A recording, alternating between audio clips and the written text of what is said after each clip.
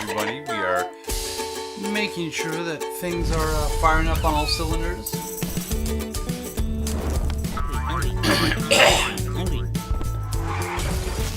Good morning, or good afternoon and good evening, but out here in California, it is good morning. We are just ready to fire things up, just making sure that our lovely people in TikTok and our lovely people in YouTube are all set to go and that we are firing on all cylinders. Well, it's June, baby. As the old song goes, June is busting out all over. So, let's see. Looks like we are ready to go in less than 10 seconds. And they're notifying people that we are live. Hello, Gracie. Time to start firing up. So let's get it off this screen. And let's see. Good morning, everybody. Good morning, good morning, good morning. So welcome to all these new people that are coming in. People are beginning to get word that we are doing the Bob's Burgers thing, and people are loving it, or at least almost everyone is loving it. We've got a few people who just believe that SpongeBob should be SpongeBob, Bob's Burgers should be Bob's Burgers, and they should not be getting this in their For You page or their suggested videos. So, but we love everyone here. Even the people who come in and say why. We understand. We totally get it. I think all of us now, the last few generations have seen enough mashups that have been great, enough nostalgia that has been wonderful, and stuff that should just never have gotten past the drawing board. So, good morning, everyone. Let's see who all is coming in so far. Now, once again, I'm going to continue to complain about how TikTok people have not considered us important enough to get a stream key. So we are firing this through the phone, which means anyone who comes in, and thank you for all the people coming in, means that we have to once again deal with me bending over out of shot to see hello, Gracie, and hello, hey, Gracie. And it doesn't help when they give you the tiniest little white type on a video background and you can barely read it, and some of us folks who have the glasses and stuff, we need to be able to see it better. Alright, so you guys are not here to just listen to me prattle on. Let us change on over to how things are going. Welcome. So we have Le SpongeBob. And things are moving along, as you can see here. This is an idea of a more finished frame, although we are definitely missing a hand here for old Bob here. So the stage we're at right now is we are trying to take various shots. In fact, we can show you this. So we have the whole animatic. Georgia and I worked out and did in the booth all the temp voices and stuff for the full-length episode, which comes out in September. Let's double check here. More viewers, hey, and all that stuff. Hello, everyone. So here's the idea. And we're going to switch over to Premiere. Oop, and we just lost. Oh, that's why. One moment while we totally break. We have Premiere currently set up to playback on a separate monitor, and which means, tell you what, we're going to quickly dive into our preferences, and we are going to tell our playback to kindly not play back on that other monitor so that we can get our TikTok monitor back. Technical difficulties. The idea is that we did basically an animatic. And for those of you unfamiliar with animation, an animatic is just kind of like moving storyboards. Make sure that all the scenes, how they play out, does anything really drastic stand out? And then comes down to the actual animation. Because we could just do the voices and the storyboards and call it a night, but I think the fans deserve better. So what we've got here is basically a cut of all the shots in which various, let's move this window so those of you in TikTok world can see a little bit better. Come on out. Ugh, it's just being difficult. Can we undock?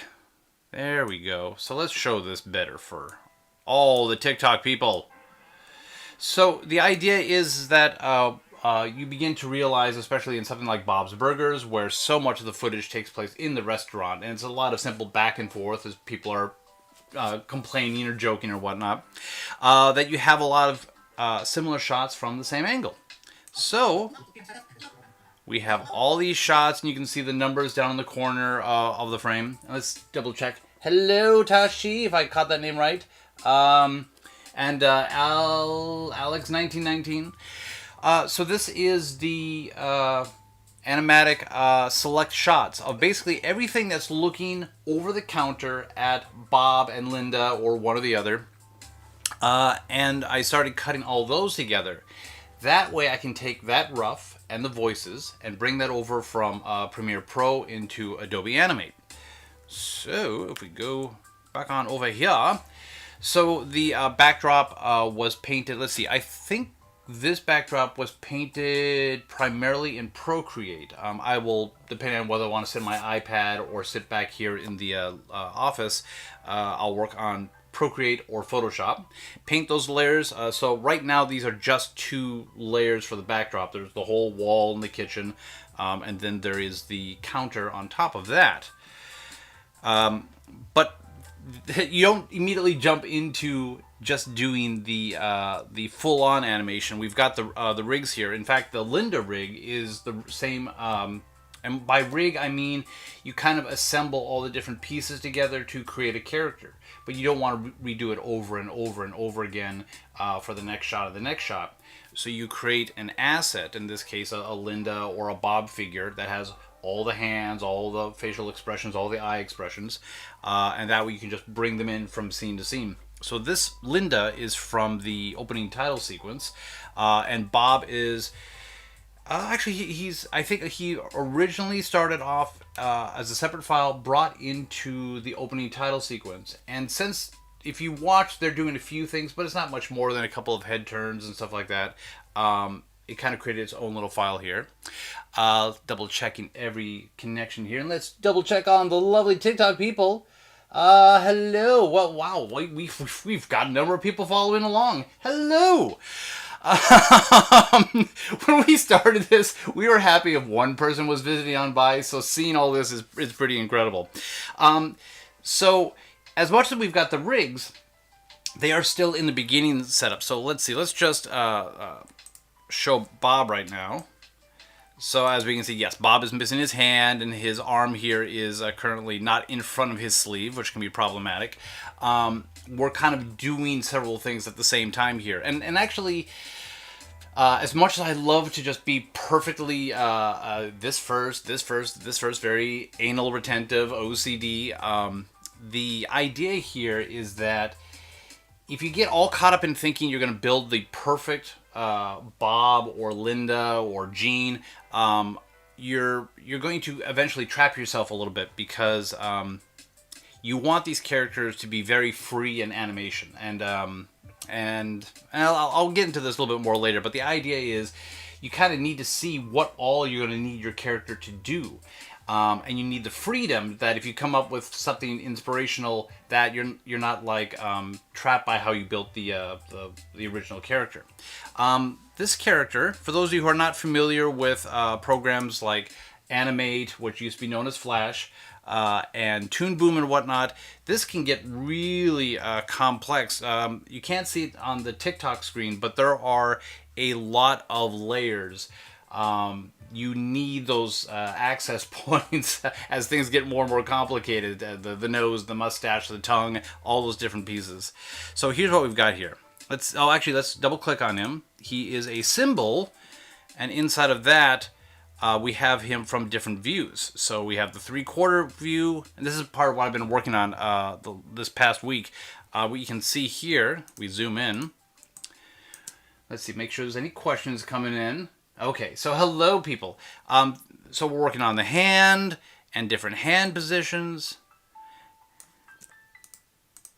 and different mouth positions, and then, of course, it's different angles because the character will be turning to different people or turning away from the camera. So we have all these different positions, and then we have 3/4 facing stage right, and then we have the profile, and then we have 3/4 turn. As you can see, we're missing some pants.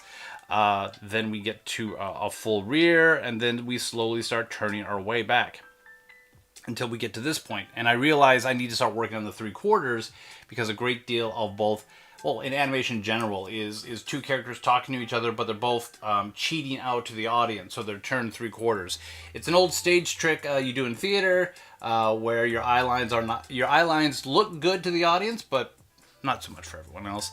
So that's where Bob is, the most built, because obviously he is the central character. So we just have all these different angles. So we're going to go back out to the scene, and we're going to turn on Linda. Again, this is Linda from the opening title sequence. So big surprise. She's basically in just this one body position. She turns a little bit. Let's see what we got for Linda here. Since you've been all so nice to visit this morning, we'll show a little bit of that. Oh, and what you can see here is you need to keep your references.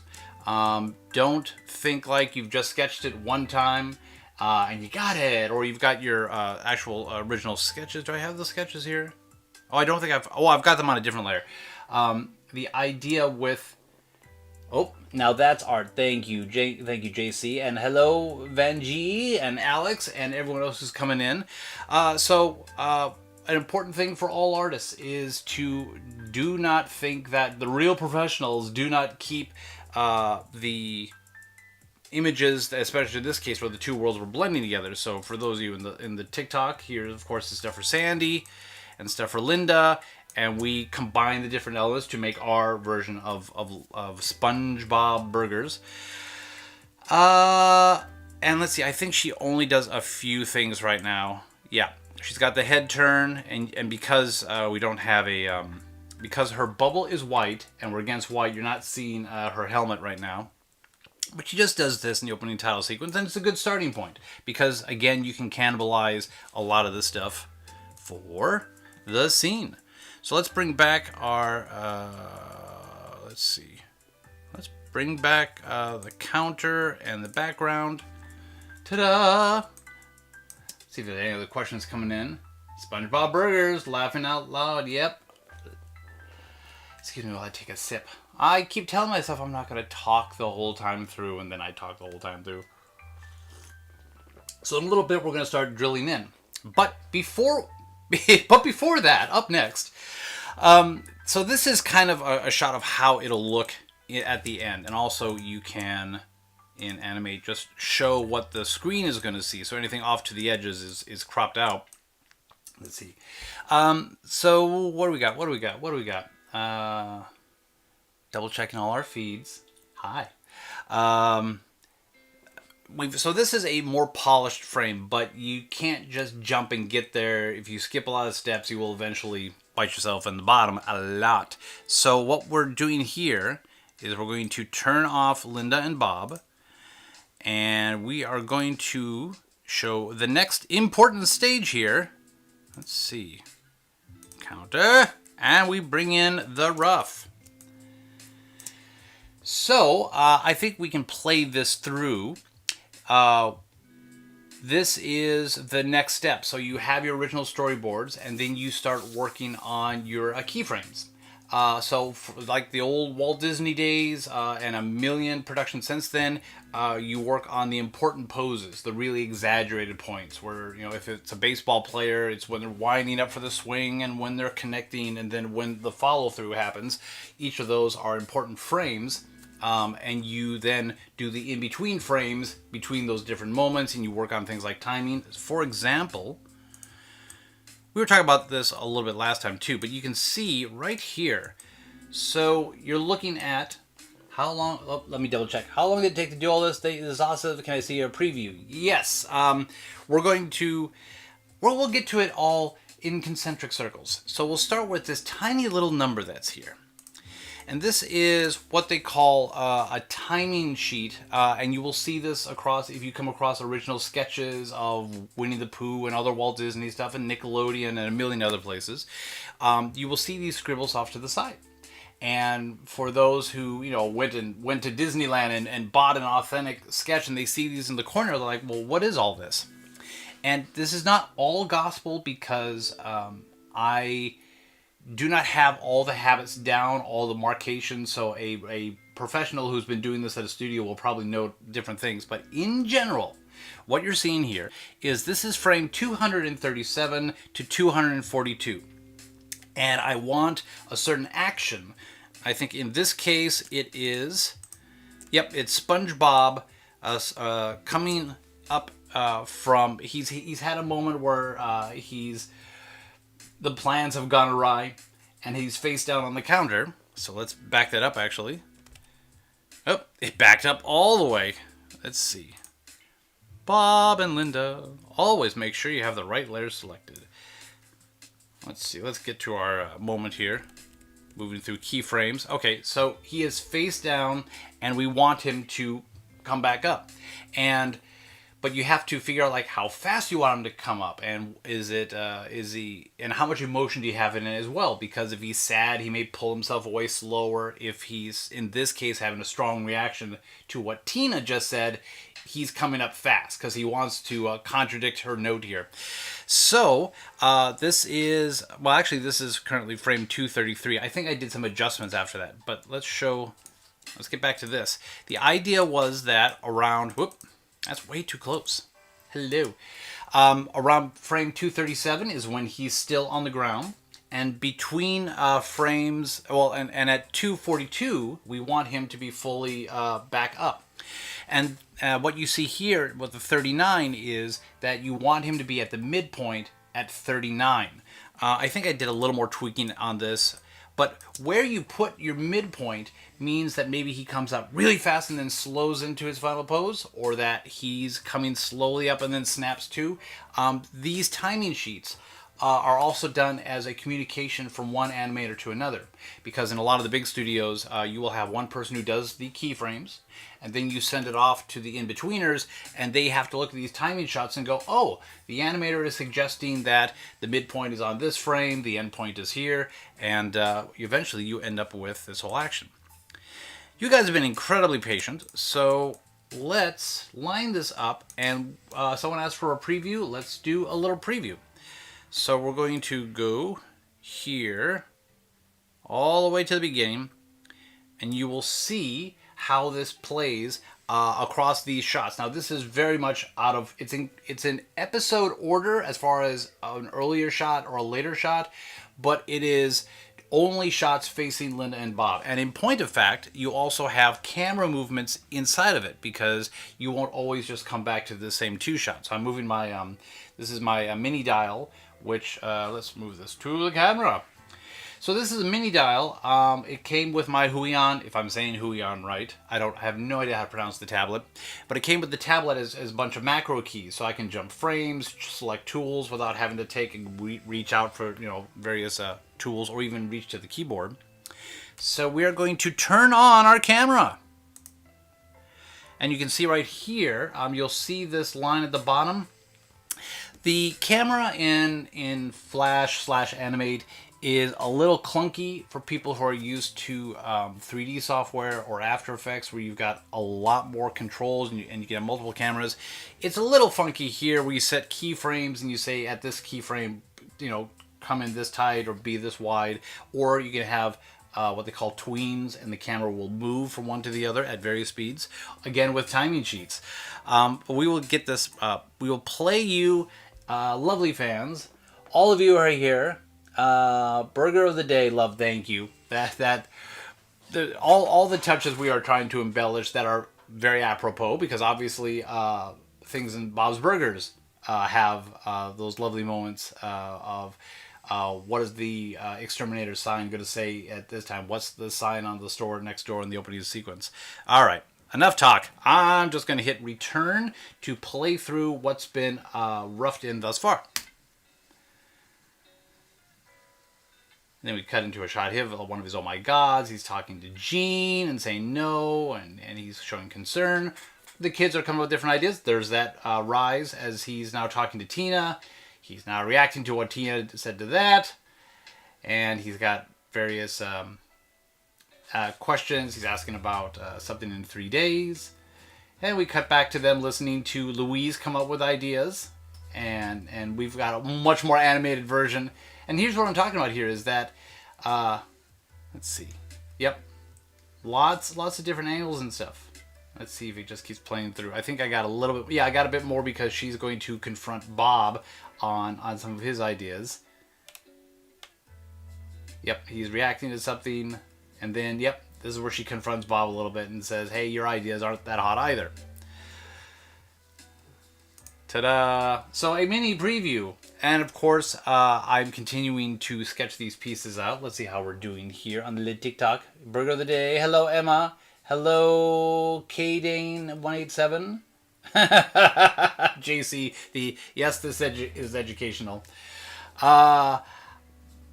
You take one part theater kid and one part lover of the craft, whether it's the writing, the music, the animation, and yeah, you could just wind me up and watch me go forever.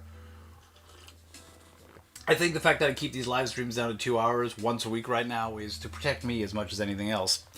But here's what I'm talking about, where you sometimes want to leap forward, and let's see, where are we? Bob and Linda, and we're going to turn off our camera. And we're going to turn off this white cover is meant to dim. I've got a layer that's just a white rectangle that just blocks things so I can see my pencil sketches and whatnot on top of it.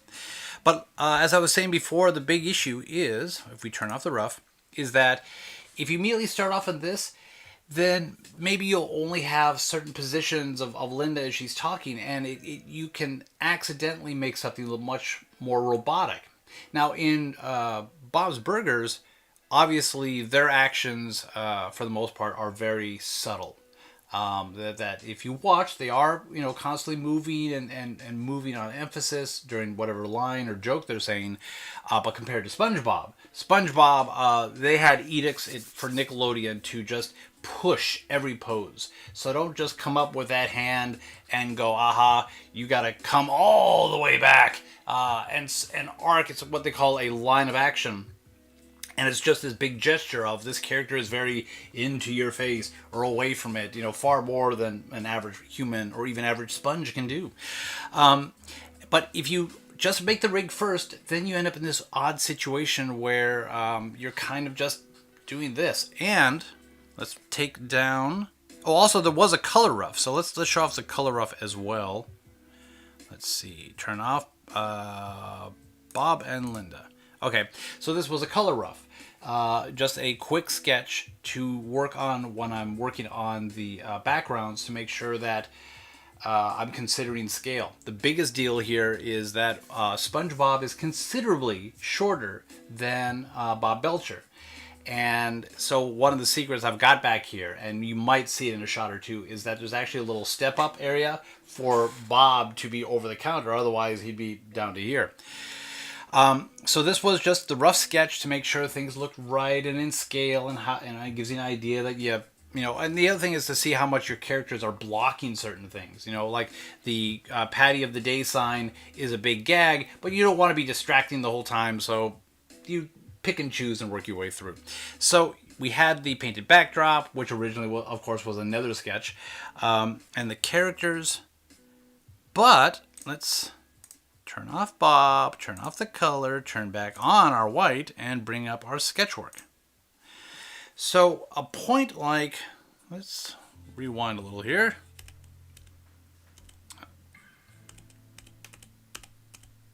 Let's see. Yeah, the leaning, maybe not so much, but, oh, that's why it's doing this. All right. So, like a moment like this, where she's really leaning in, but actually there's something here with, oh yeah. So I've got these moments where Linda is definitely leaning in more, and that obviously you're not going to get out of a rig where she's only rotating like this. So you begin to realize as you do this pose or that pose, you're going to need to do some more work. Let's check notes real quick. Hello, Youngsters of Gaming and Sammy and Random Video and thank you. I can't read your name, but the one who said my two favorite shows. Yeah, I mean that's the first thing, is that if you're going to bring all this stuff together, let me bring back up my screen here, make sure we're still broadcasting.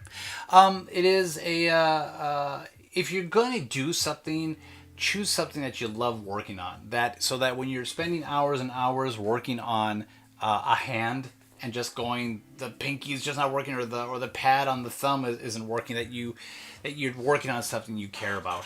We all have enough things we have to do, whether we like it or not. Usually our day jobs and chores and stuff like that.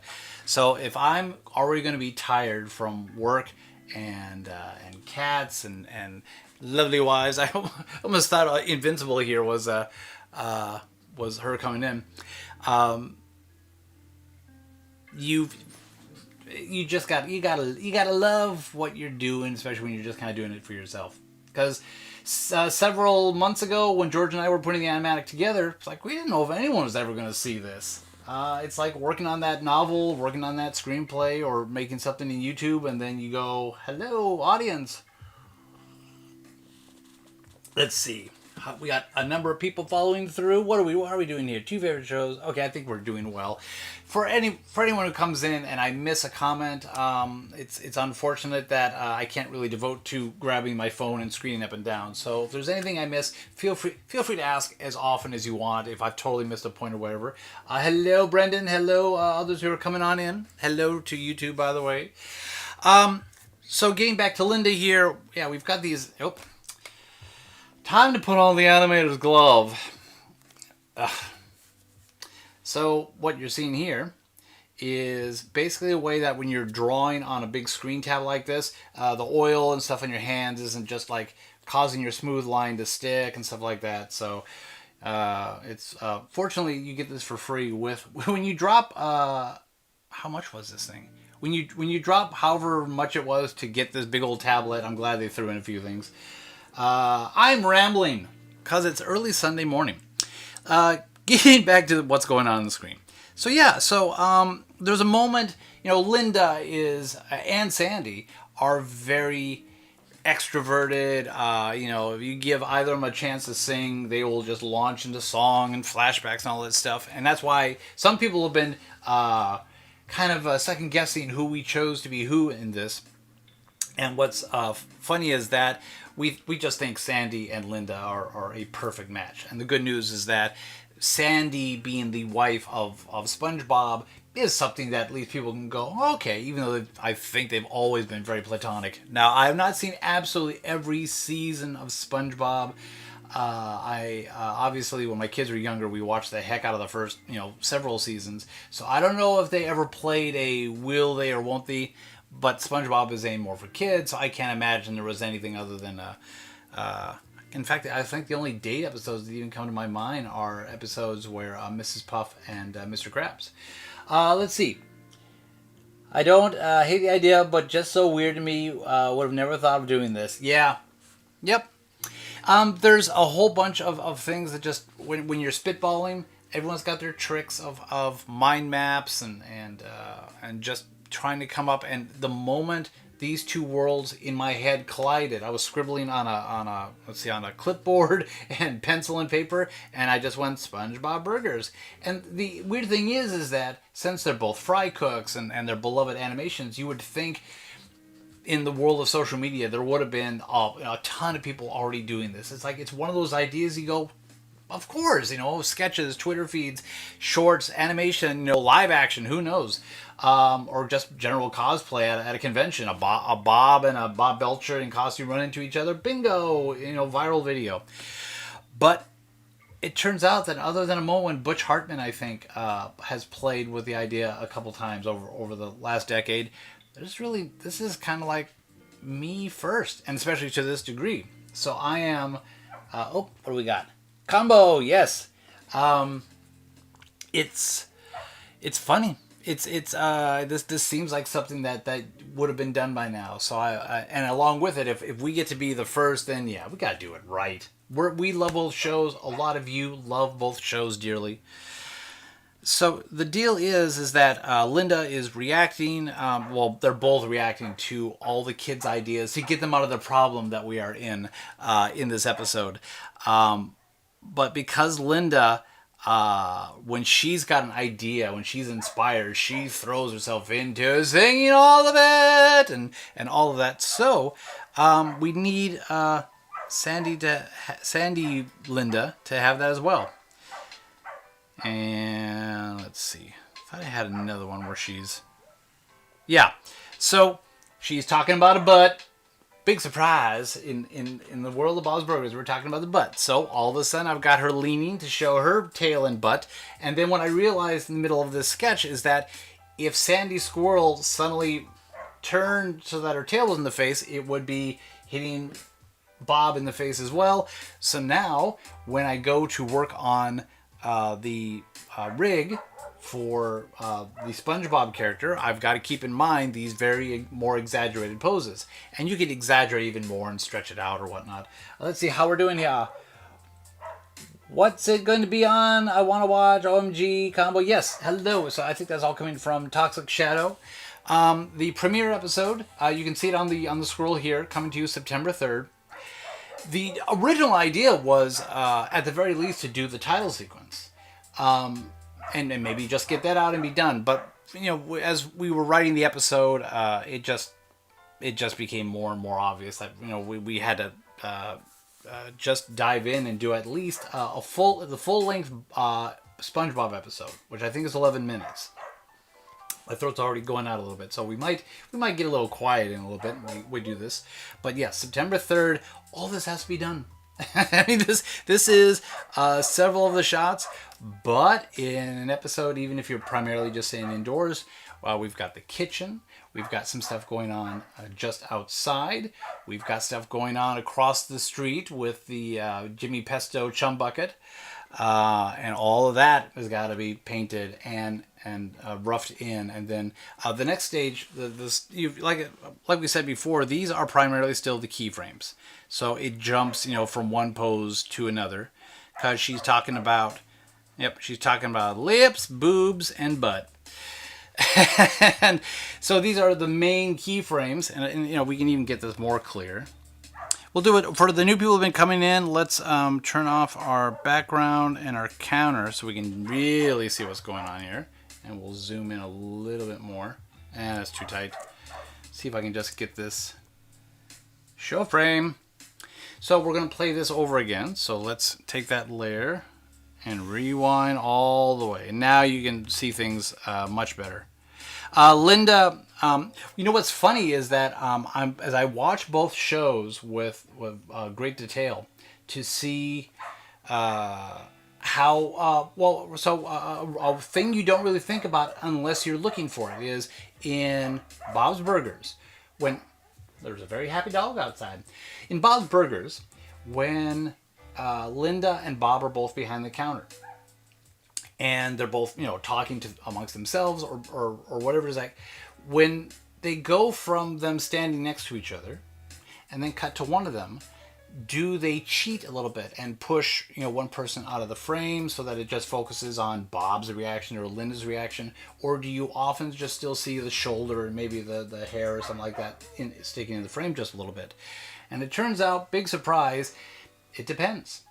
If you think, my goodness, happy dogs out there. If the directors of the show feel that at that particular moment you need all the focus to be on this character's reaction, even though continuity-wise the shot just before Linda is standing right next, you will just see Bob. And there's a million different reasons for that, usually for emphasis. So, but at the same time, there are these frames here that I don't have Linda at all, and I'm not fully there yet on where I will maybe push Linda a little bit to the side or whatnot. All right, so let's go back to the beginning. My goodness. Neighbors' dogs. Right now, the only creature that's in our area is our lovely black cat, and he's passed out on his blue blankie behind my shoulder. Let's double check. Okay, well, welcome to all the people who are sticking through. I'm obviously there's a lot of people that are getting this on their page and they're coming in, and it's like, well, it's good for a few moments, but they're not here to watch 2 hours of animation. They got lives to lead. All right, so you can see these timing sheets again. This one here is just focusing on the arm. This is what we were beginning to work with. Good grief. This is what we were working on last week, of just these beginning of these shots. And also realizing that, as you can see here with Bob's spatula. He had his spatula in the earlier shot, and we need to keep our continuity and make sure that he basically hands it off. So yeah, again, hi mama. Well, hopefully the dog is not coming as loud to you lovely people as it is for me. Hello, Thunder 4307. Hello, oh, can't quite read it. It's when we say welcome to someone whose handle has numbers, I have no idea how to pronounce it. But welcome everyone. So in the beginning part of this timing sheet is just simply showing when does the arm go from one to the other, and as you can see here, we're on frame 1, so it's circle as my keyframe here. But by frame 30, I want the arm to have moved and come over. And then I think this one, yes. But before she talks with her hand, I want her eyes and her head to turn towards Tina. So that's what this second sheet is about. So we are going to, yep. So the head turn is in these first few frames, and then we've got the arm coming down and more timing sheets. Another thing in animation they talk about is leading, and if you slow down in frame by frame a lot of animation, you will see often that maybe just their eyes will move first, or something is going that the hand to bring you the viewer's attention over to this thing over here. So yep, first the head turn, then the hand coming down, and you can see here 34 to 46. Although I think I've tweaked that, is when he puts the spatula behind the counter. All right, so we're going to do one more playthrough with this. That's you can see everything more clearly, and then we'll start getting a little bit into the nitty-gritty again. Hello, Aesthetic Tips, and everyone else. We're going to hit play.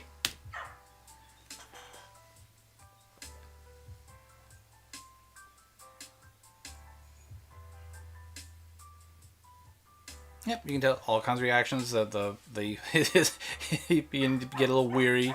Him reacting even more strongly to one of the kids' ideas. Now he's reacting a little more calm again, and it's more done in the face. And he brings up his hand for emphasis. Then stuff coming from, I think, Louise or Jean. Yep. This is Jean. Her reaction. Yep, tail in the face.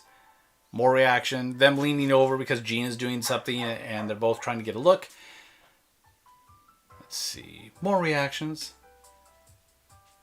Yeah, it's kind of a moment where they keep going back and forth and back and forth. And then her talking to Bob about his great idea.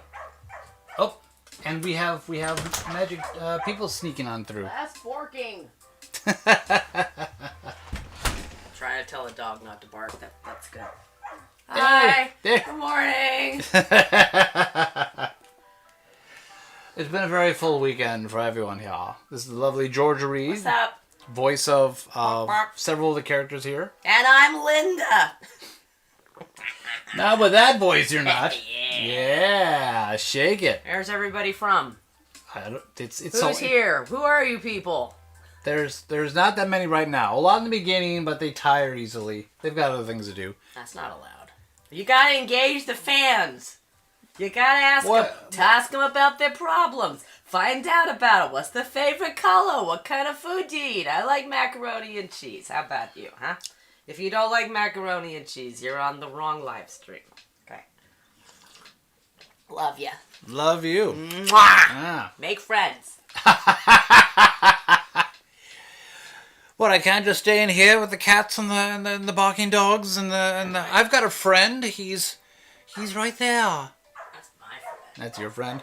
That's my special friend. Hello, special friend. We digress a lot here in this household. Big surprise. Do not fondle the card. You need cardboard consent. Well, while that's going on. So, ultra specifically, the next step here is to start continuing to, well, you start playing it through, whether it's paper, whether it's the computer. You just keep going back and forth, and you listen to the audio, and you keep seeing things that can be better. And here's the great thing about this, though. even though in the final animation you're not going to see any of these scribbles. And there are a lot of storyboard artists or whatnot that this is just a means to an end. So they will make these incredibly rough. There are some of them that are just have the wherewithal and the time to do like their anime. Well, and the other part of the process is the only person who needs to see these are the two of us here. So as long as it's communicating the ideas that we want and going, okay, this joke works, this exaggerated movement doesn't. Here, I'm also gonna play this on a loop while I'm talking. I'm going to shrink down my timeline, and I'm going to tell it to Sunday morning were the dogs. Let's see where our loop is here. And it's not anywhere. Oh, they looped the last couple frames. How helpful. All right. So what I'm doing right now is I am selecting all the frames in this loop. And there's probably someone who knows the hotkeys to this who's just going, just hit these two buttons. So I'll have this play in the background. Let's see, where was I? I was talking about, these pencil sketches, the roughs. Here is the biggest deal that goes on with animation is that you only have so much time, and we've only got till September 3rd. So here, I'm actually going to put in the camera movements on this so you can see how those look. Oh, and hit play. So the idea is that there are things that, especially something a bigger project as this, are just not going to work. You're going to watch the joke and you're going, it's not enough. It needs something, or maybe it needs to be removed altogether. Maybe this joke just does not work. It stops the show dead cold, and you need to come up with something better. So much easier, to go back in and just change one quick pencil sketch than something you spent hours, days working on.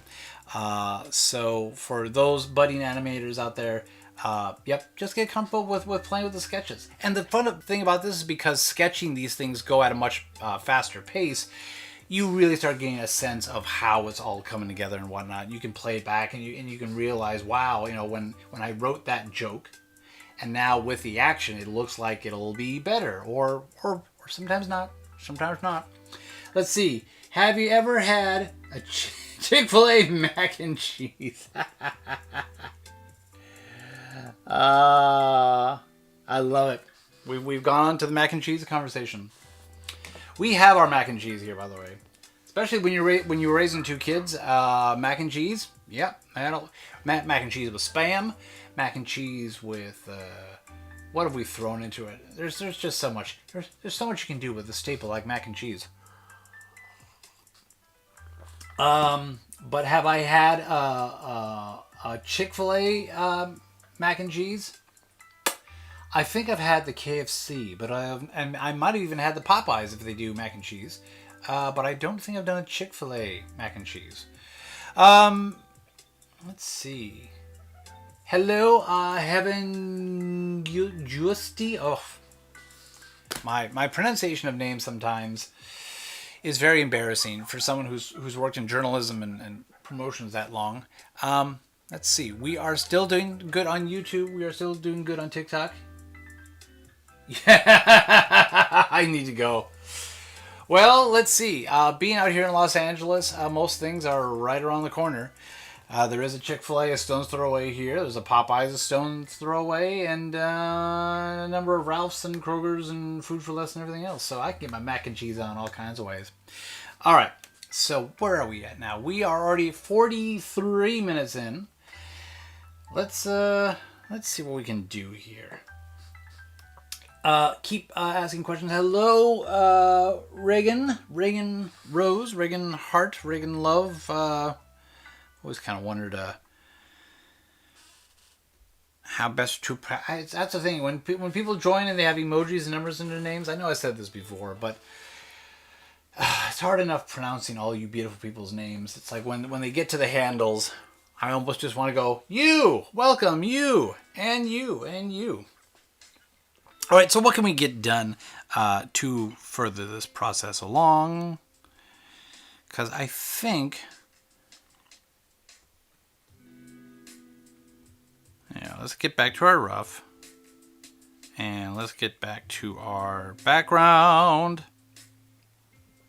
Make sure we're choosing the right layer. And unlocking that layer. Alright. So let's find a point that we can work on here. Let's turn off our loops. Let's see if we got... And we'll actually turn the audio on a little bit for this. Let's see if it actually plays.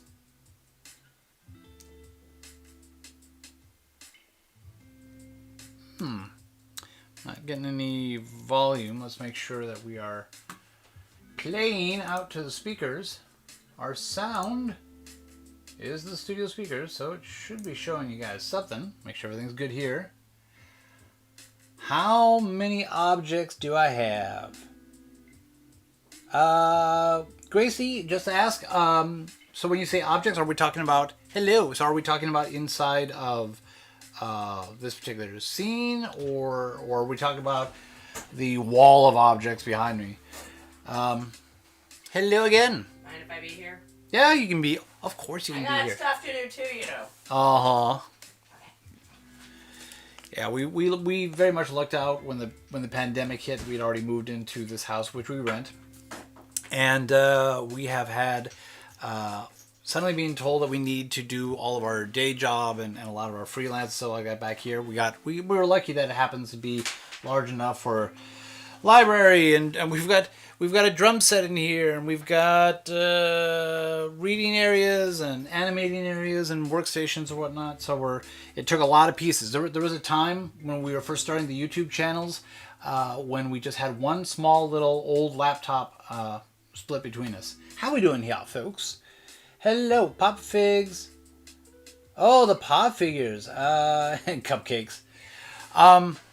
The Funko Pops, we've got a few here. One moment. Let's see. One of these days I'll do like a video or something like that just to kind of show all the craziness, because this is years and years being a fanboy and living and working in Hollywood, where you work for promotion houses, or when I was with Variety, you end up with a lot of swag, stuff that they sent. You know, they back in the days of Blu-rays and HD DVDs, all the companies were sending objects for our video and TV reviewers and our film reviewers to do, but even our film reviewers have their limits of how many copies of something they need. So back at Variety, they would have a large table where the book reviewers, the video reviewers would just take all of the stuff sent to them and put it there, and then all us journalists would just like feast and pull everything up. And my kids and my lovely wife over the years have endured me coming home with bags and boxes full of things. If you know, a lot of the stuff around here has Mission Impossible. I mean, I could go for years about all the things we've collected around here. Fun of Hollywood, living in Hollywood. Okay, let's see. Hello. Yep, I see some laughs there. Hello to everyone who's been coming in and out, and for the occasional person who comes into YouTube. We're still trying to crack the YouTube algorithms and stuff. The TikTok people, you guys have been incredible. You guys have added so much fire under our seats to keep going on this, and we love you. We love you. So maybe we'll get a little more quiet now, because I can already feel my voice tagging out a little bit. But I'm going to look for a point here. That's why we were trying to play this. Oh, I figured it out. I figured out why you guys aren't hearing when they're talking. In Animate, if you just turn off the visibility of the layer, it'll turn off the audio altogether. So, operator issues. There's an old idiom in IT about the problem being between the chair and the keyboard. All right. So now I'm going to guess you can actually probably hear some voices here. And we will pause our lovely background music for just a second. And away we go. No magic conj. Oh. Well, that's not too much of a spoiler considering we see Gene with the magic conch in the in the opening title sequence. Let's back this up a little bit. We've got a lot of animation. Yep. So right here. Oh yeah, she blowed up real good. Her lips, boobs, and butt. Yep. So we've got all that happening. So let's see if we can find a spot where we can do a little. Let's see if we can find. Let's turn the music back on. Oh, what am I doing? I have the wrong mouse. There we go. All right. Let's double check things here. Hello, Madison. So we've got this shot when they're coming in. They're leaning over the counter to talk to Gene at that point. I thought I had a moment where it would be a good part to. Oh, the dog is checking back in. Oh, here we go. So we've got a moment here where Linda's reacting to Gene's suggestion. But right now it's a very static shot. Yep, nothing's happening for those from frames 500 and whatever to 600 and some. We have a moment where it'd be good to have a little bit of emphasis. Again, Bob's Burgers world, they're much more subtle, but are we okay over there?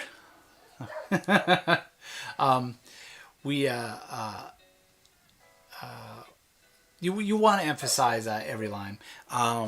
If it got all the way through in animation, then you've got to give some. You can't, with rare exception, unless when someone is stunned, speechless, you've got to have a little something. So what I think we'll do here. Yeah, so I think that woo is a good point to do so. So let's. So what we're going to do here. So actually, she's going to come down from that to where you see her here. So I'm going to make a new frame there, and I'm going to back up here, and I'm going to turn on onion skinning. And what that allows me to do is to see the previous frame or the frame before or after. There's all kinds of settings of how much you can see to make sure that you're still, that nothing drastically changes from one frame to another, that suddenly the hairstyle is different or the ears are too big or all that other stuff. You have to stay, as they call it, on model, which means if you watch even a character as exaggerated as SpongeBob, you set up your rules of that even if he's most, stretched out or whatever it is, that different things are still working. So what we're going to do here is we're going to turn off the onion skin. This is something I have a difficulty with Animate, is that when you choose a keyframe in most other software, you can select it, but what it does here is it actually grabs all the ink, so it grays it out, and I just wish I didn't have to always keep clicking off of this stuff.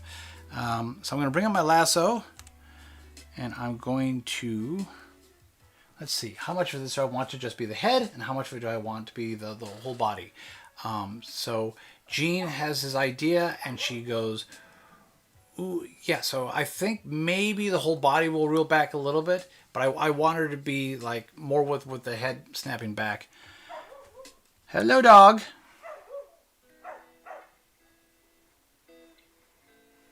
Well, at least it's a happy dog. It's not like a dog who's trying to... Dog in distress. Dog in distress. All right, so we've removed her head because I'm going to need a bit of a snapback here and a little bit of the flour. So I bring back up my onion skin, and now you can faintly see, and if you turn off the background altogether, you can definitely see this. I keep the counter here as a point of reference, so I know for the most part that you're not going to see anything below here. What's funny is that as I was working on these rigs, and I'm thinking so much about, the whole body, because at the time that I was starting to make the characters, you have no idea how much you're going to do it. But because this is Bob's Burgers, there are whole sections where you're not going to see anything below the waist. And an important thing in animation is since you only have so much time, you have to get on with it, as they say, and don't draw stuff that the audience isn't even going to see. My dog. My dog. My dog. That doesn't even sound like the usual dog I hear. No, it sounds like a visiting dog. Yeah. Oh, that's what it is. Excited visiting dog is having a play date. Okay. So we can see Linda's head from the frame where it ends. So let's just bring up our fluid brush.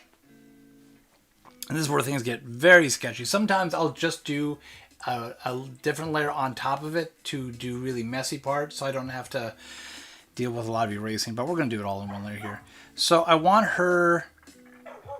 I think I want her to. Instead of just going full back up with just her chin, we're going to just have her. Well, in point of fact, part of the cannibalism here is sometimes to just find. Yeah, let's not redo all our work here. We're going to copy her part here.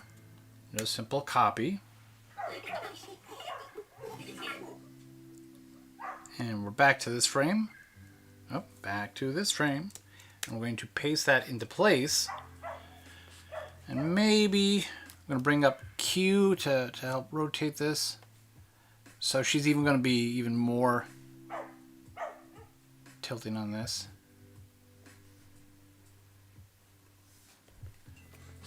Yeah, I mean, just again, don't always rebuild the whole wheel. Mix and match. These are just supposed to be the roofs anyway, so I'll paint in the neck. What's funny is that as I'm watching the way, in this case, both Sandy and Linda move, is that I didn't realize how often how low Sandy is actually in the helmet. But the thing I noticed here with Linda is that because of her iconic swooping hair in the back, I want to see that, so I've made the executive decision to lengthen her neck a little bit.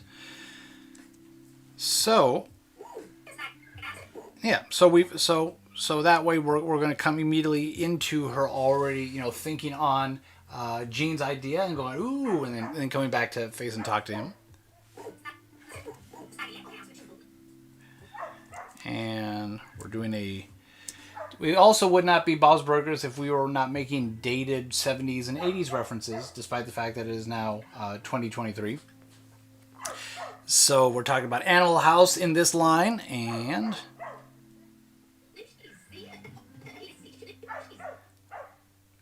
so for those of you who are familiar with John Belushi in Animal House, there's an infamous moment where he on the college campus, I think, fills his face full of potatoes, and I think he says something. George, does he say something like, "What am I?" John, oh, you're okay. I didn't realize you weren't listening. That wasn't all you do. Fine. Well, but John Belushi. Oh, yeah. In point of fact, we were talking earlier about all this stuff. I'm more of a Jim Belushi kind of lady, so I'm just saying. Jim over John, jeez. No contest. Oh. But I am from a different generation than you. Ha ha ha. As far as random things go. Ooh, yeah. Yeah, so as far as weird things you get one day, this is a John Belushi Animal House statue, or figurine, or whatever you want to call it. I don't know in what context this was made. Don't know why it was made. But the moment I saw it discarded on the thing, I grabbed it and ripped it right out of the box, and he's been a companion on my stuff for ages.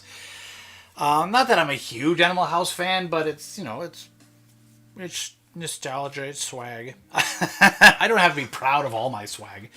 But he's got a moment where I think he tells someone, "What am I?" and his mouth's full of mashed potatoes, and he just goes pop, and the mashed potatoes come out, and I think hit whoever's across the table, whatever it is. He goes, "I'm a zit." So yeah, old film for us old folks, turning into a reference. Years later, now we put it back next to the black hole figure. It is Nostalgia Alley here. How are we doing? Yeah, we've definitely dropped in our audience by now. What a big surprise. If you're not just seeing all the magic in full color, why watch the guy in his den just do all this stuff? Because we're cute. Because I'm cute. Oh, wow. Cute, but also a little dumb because I've got a tooth that's bothering me that I need to go do a root canal, and I almost put a nut bar right on it. That would have been a quick owie. Hey, how are we doing here? I'm checking to make sure everything's still running. Hello, yours truly, Johnny Boy. I took too big of a bite. Alright. So we have her head up. She comes down to talk to Jean. I'm curious.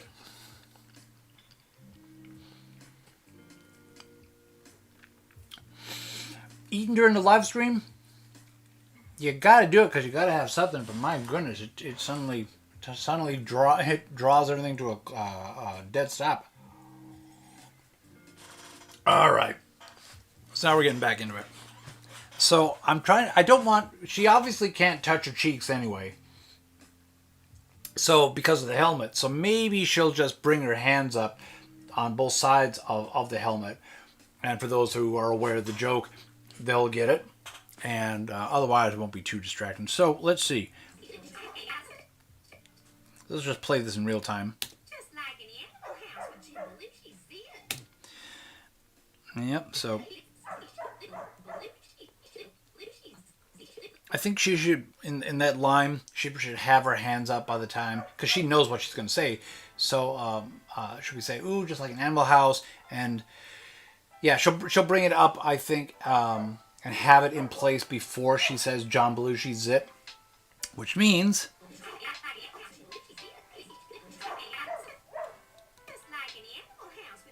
Yep, so this would be around frame 627. So we can just do another timing sheet here. No, actually, I want them in place by frame 6 to. Hold on. Yep, 626. So make sure make sure I'm on the right layer. Make sure I'm going to make sure that everyone can see this. So. This frame is 626. It'll be the start of the hands to go up. Just did that backwards. And that's why these come with erasers. 626 is when I want it to end. And I'm thinking... Excuse me. How quickly do I want those hands up? So again, and this is very commonplace for animators, is that you will stand there and you will act out the scene. And what, especially if something's like really complex, like a full body move, a lot of animators will just grab their phones, film themselves doing it, and then bring that in as a reference video. So again, going to one of our early mentions over here, where always work off the reference. And you'll see that we've seen on TikTok where someone will actually show that video of them doing that thing and grabbing this prop and bringing their hands forward, and then they'll play it side by side with their rough sketches, and then the final thing you go, that's how you can make sure things look realistic, because sometimes you're just drawing it and you play it back, it looks very, very dodgy, as they would say. Hello, Pac-Man. Welcome one and all to everyone who's been coming through and saying hello.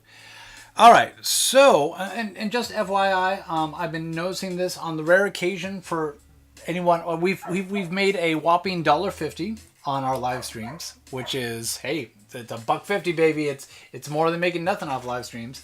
And FYI, any donations we are going to throw at Chickens. We're going to throw money at chickens. Okay, not chickens. What kind of, if just the eggs alone are so expensive right now, what kind of chicken you gonna get with $1.50? There might be a rescue chicken in need. A rescue Los Angeles We're not chicken. gonna use the money for chickens. You seem disappointed. We're actually, if we actually get to a point where TikTok would say, "Hey, we got some money for you," there's a animal rescue that's back where my family is in northern Minnesota that we tend to donate to. My brother doesn't even want like Christmas gifts or birthday gifts anymore. He just wants rescue donations. Speaking of dogs in need of rescue. Eventually, I'm going to play this back, and I'm going to realize that the dog was never audibly loud enough for you. So I will have an entire live stream of me just going, "There's that dog again," and people going, "We never heard a dog." So actually, getting back to the animating now. So this is 626, and 626 is when I want the hands up by. Now it's a matter of working myself backwards and going, okay, when does the movement come in? Is it just very quick and to the point where you would have to draw what's called a schmear, and all that is that, and if you Google animation schmears, it will show all the famous stuff that the Looney Tunes, Homer Simpson, all kinds of crazy stuff. Because in this case, we're even though TVs are technically 60 frames a second more often than not these days. But film is still done at 24 frames per second for the most part, and HD at least. And then animation, you do it at roughly 12 frames a second, because why draw 24 frames when you can draw 12? But even with this, it comes down to figuring out across how many frames do I want this action to be, and getting back to schmears.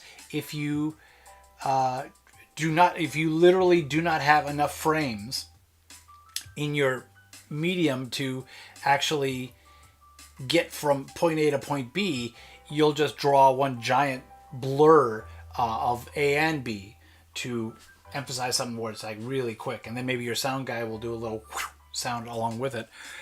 All right, so we want the hands up by 26.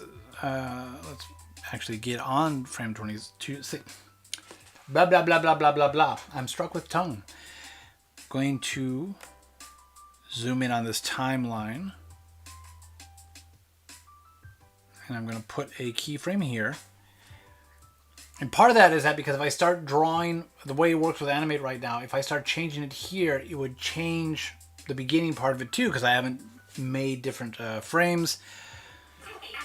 I need a glossary running on the side of all the terms and stuff. And see, and here's again, I just go to a frame and it's all selected. I don't want that. So I want the hands down here.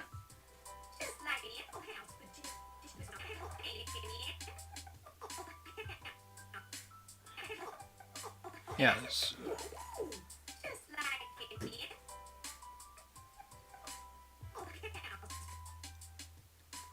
Yeah, I think the way I want this to be is that she'll say, just like an Animal House, hands are still down. She's down there, ooh, just like an Animal House. Yeah, is it with? Did she say with? Yep. So I think, yeah, when she hits with, which is frame 621.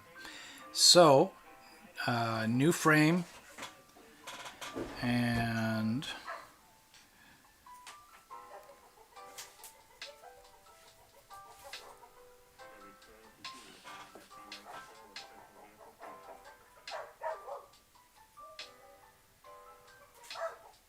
I think the dog. The oddest thing is that the dog is now acting like it was almost like a squirrel. It was doing that. You hear the dog too, right?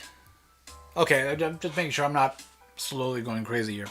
So this is frame 621. This, the hands are down. We want the hands up. So now I need the exaggeration. That was 621. We're going to circle that and uncircle this.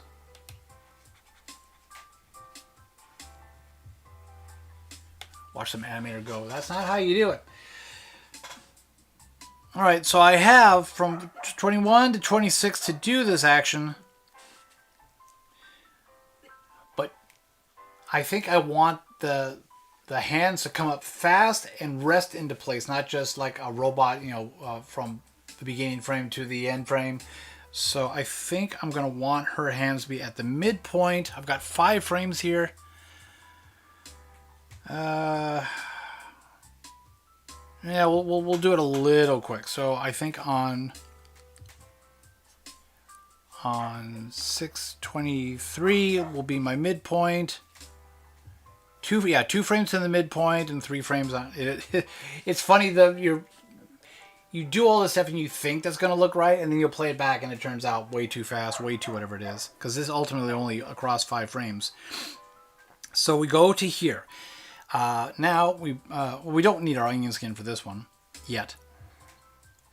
Let's see. And once again, it's selected everything, so I have to unselect everything. That is annoying. Alright, so we're going to actually bring up our lasso. We're going to remove her arms. Alright, so we want her 2 hands, her mittens, to be up here close. And we'll start with real simple shapes at the beginning as we rough it in.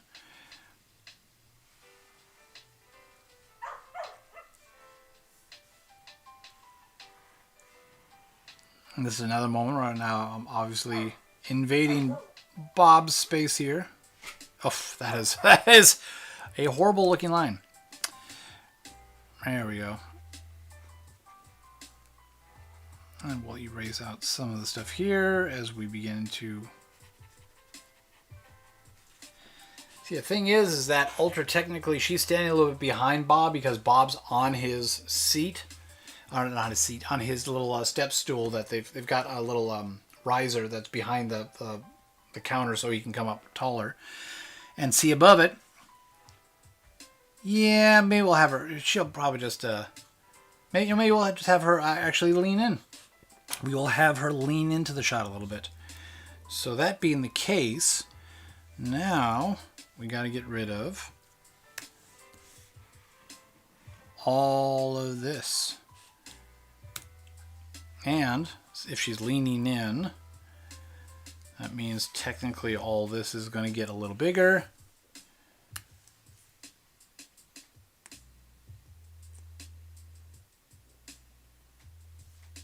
And she's leaning in. And now is when we can definitely use our keyframe, or sorry, our onion skin to work as a reference. Let's see. Hello, shut up. And hello to anyone else who's currently in. I have no idea who's even in right now. What I probably need to do one of these days is just figure out how to better control all. There's so many things that are on my screen as I'm doing this. And so much of it is oh, what do we got here? Yep. Hello, shut up. It is a pain that you can't enlarge or remove different things. I mean, I'm getting announcements from other streams right now. Not other streams, other live TikToks. It's like, if I'm doing my stream right now, who's the average creator who's going to be going like, well, while I'm doing this, let's check out something else. So we've got, I think I want Linda to lean into this a little bit, which means that we're going to see into the top of her suit.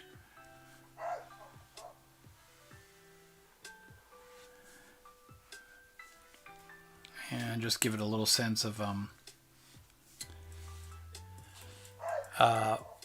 wow, I can't think of the word. It's not forced perspective.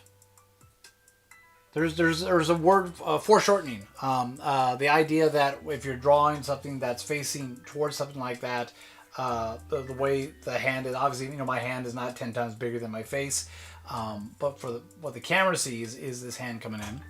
So since she's coming in, I'm bringing up the size of the top of the cylinder here. That is her outfit. Wow. All right, so now she's going to be leaning in more. We've got her acorn patch, and her zipper to her suit, and the rivets. Let's see. Yeah, that's looking a little off, but yeah, if she's leaning in, we may actually need to lower her head to a more believable spot here. And if the arms are out a little bit more like this, let's really emphasize that.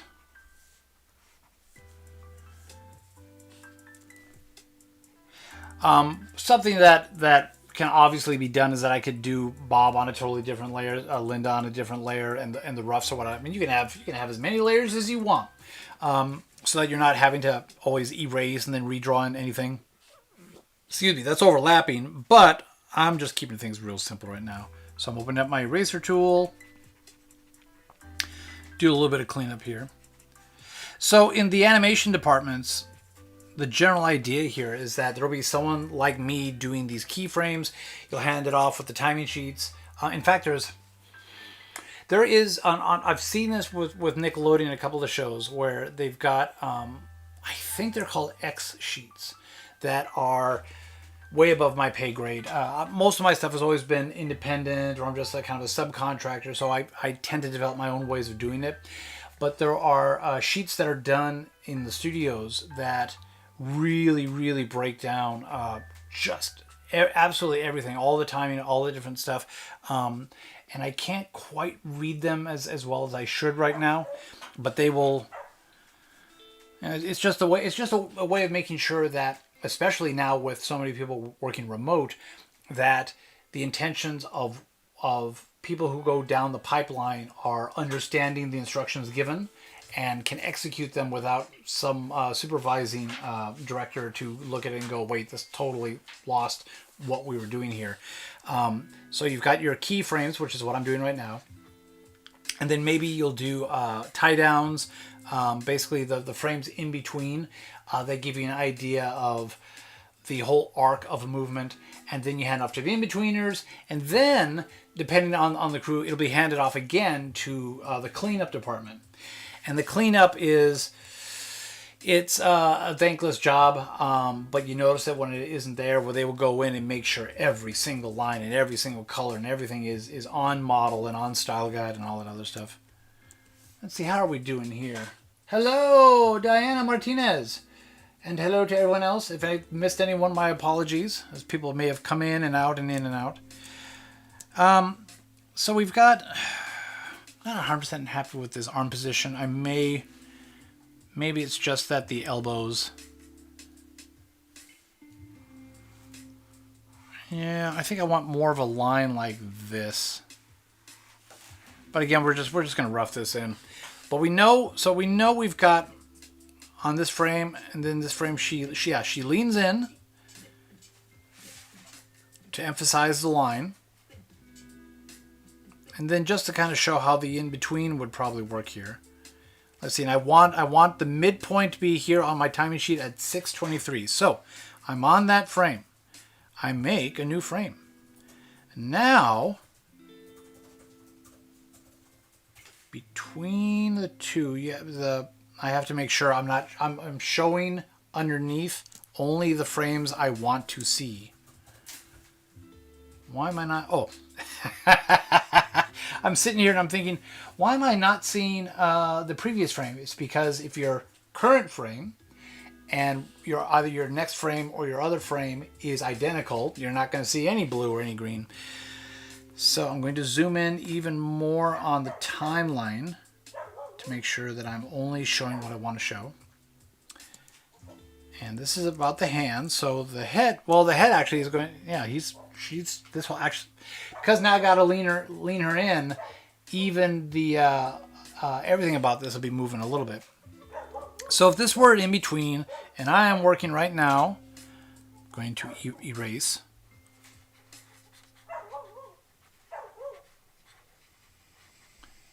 And I'm going to circle 23. So this is telling me I'm on frame 623. But I need, in particular, these hands to go from fully down to up on her face. And if this is 623 and this is the midpoint, then now I have to do my reenactment. It's like she's down here and she goes, ooh, da da da da, with Jim, like Animal House with Jim Belushi's Zit. So I think what's natural would just simply be to have the elbows come out and the hands just swing into place. A thing with animation that just is pleasing when you see it is that you'll have a lot of movement be on arcs. That it's not just what they call a linear, where it's just like here from, like a robot from here to here. We tend to work in arcs as your hand goes through. So I think if she's bringing it up, her midpoint will probably be elbows out and hands already to about this place. So that's what I need, and that informs me that, and if they're working on an arc, I want, let's see, so from down to arc, so you're following this motion here. Actually, let's change the, we'll put in a motion line here. So I'm going to change the color to just a red. So I want the arc of the movement to be like this. So we will put our midpoint here and our other one here. And when, oh, and that's right, we need the suit to move a little bit. So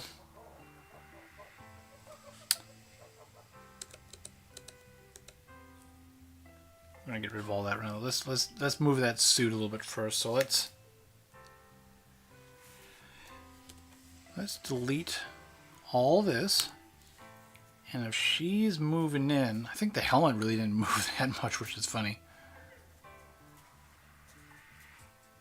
I'm trying to decide just.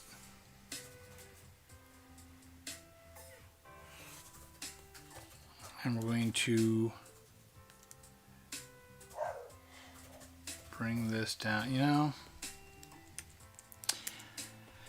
It's where when it's kind of like when you're trying to when someone's asking you to walk and you suddenly become very self-conscious about how you're walking, because normally you just do it second nature. That's where I'm at right now. So let's see. This is midpoint, and I need the outfit.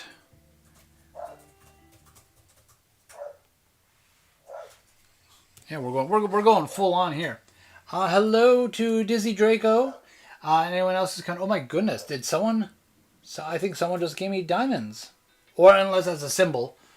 If that is the case, that it's because I caught all diamonds last two streams well afterwards and didn't have a chance to thank anyone. So if I'm actually seeing diamonds, or if it's your name, it could be.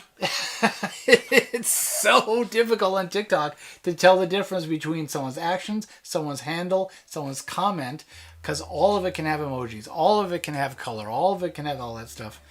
And a point of fact, my screen here that I use to monitor to make sure that YouTube hasn't fallen apart. Okay, good. We're still going. Yay. And how are we doing for time? It is 11:22, so we still got another 40 minutes, baby. All right. So we're going to go back to the drawing board. We're halfway through. Boy, it's hard to tell, but let's turn this off a little bit. Well, obviously we're going from here to here. And yeah, it's a little clunky, and that's fine.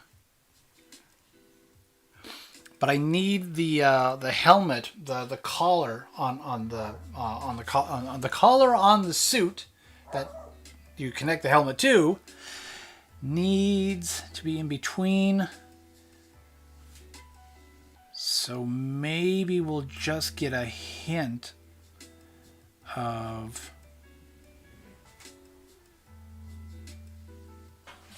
But I want this to be more in between. So I'm trying to think like where exactly. Just starting to see.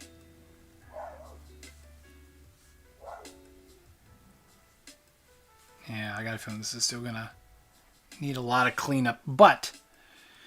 And so let's zoom in here. So obviously the acorn on her front of her suit goes from here to here, and if this is our midpoint,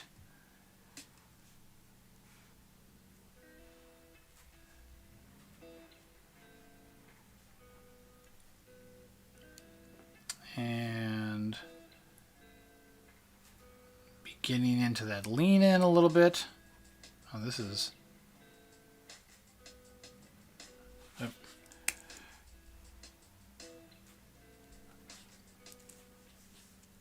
And the zipper is. It don't matter. All right. And as we said, starting this whole thing, we want the hands to be at the midpoint, so I'm going to turn off the onion skin so I actually see what I got going on here. Now I'm going to redraw those arcs. Onion skin, come back. That dog should be doing a live stream. Just to give us our arcs.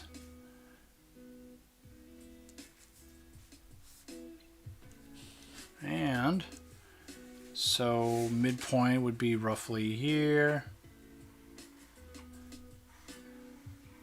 And here. Hello, Daddy Wallace. And hello to everyone else who's in at the moment. And let's see. So obviously the bottom of her outfit would still be coming at the same spot. So this would be definitely a point where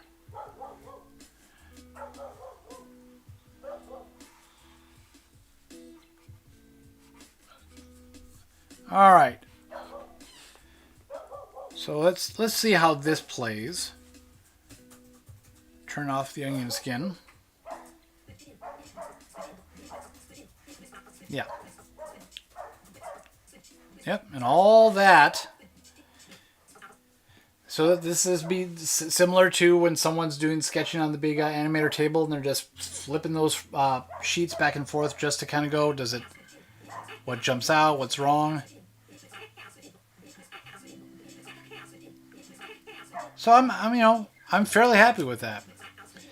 So now, play it in context and just see if the timing of when she does it and how she does it plays correctly. So let's see. This whole scene starts here. Okay. So way back on frame 558, I'm going to set my range. And the range, of course, went back to when I was showing the whole thing. Oh, is there not a way for us to just reset the range? Nope, you cannot right click on it. So, nope. One moment while we pause all this down. Let's see, we are way over here in... Oh, sometimes just something as simple as wanting to see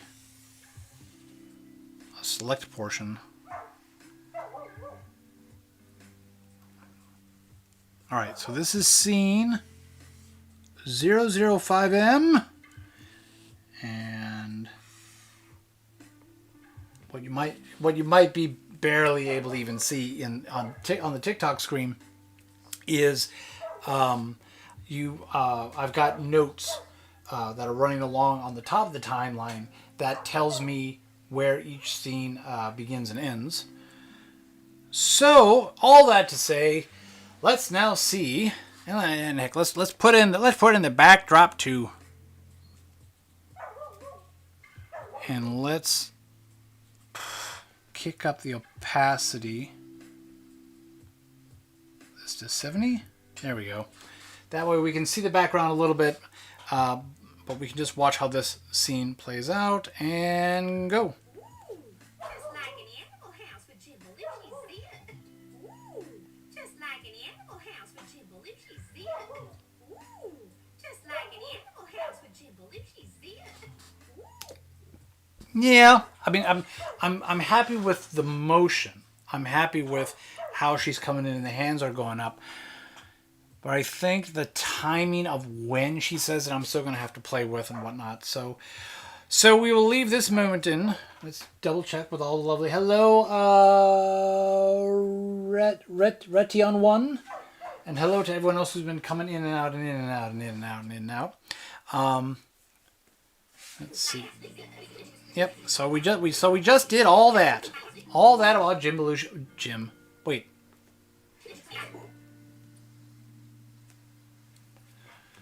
We may have a glitch here. We may have...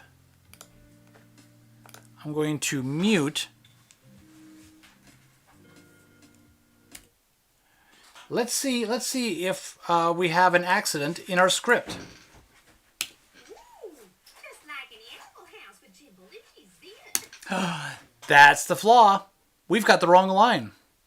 Oh, my lovely wife is actually on a conference call or watching something right now, but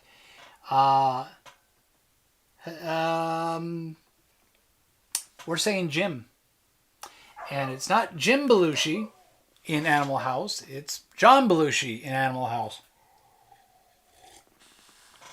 So, just to make sure that this does not work its way all the way through,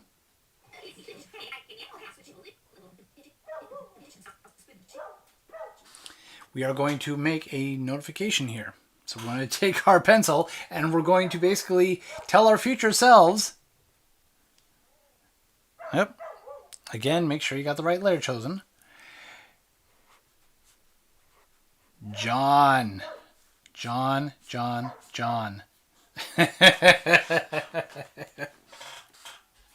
Nothing like, working for months on a joke and just never catching it for weeks on end, and then one day you go, wait, the joke's wrong. Let's see, how are we doing here? Oh, hello, is it Fernanda with the peeking between your fingers emoji? Hello and welcome. We are currently working on various shots here for Linda and Bob, and realizing that we have a mistake in our script. Good thing that this is just the temp track. The other problem, of course, is that eventually where you start going from here is that maybe we'll do more of the in-betweens, maybe we'll do more moments of where we want action. And then, of course, we're going to get to putting Bob and Linda back in and having them do the actual action. So the next steps would be having to, first and foremost, to work on Bob and actually get...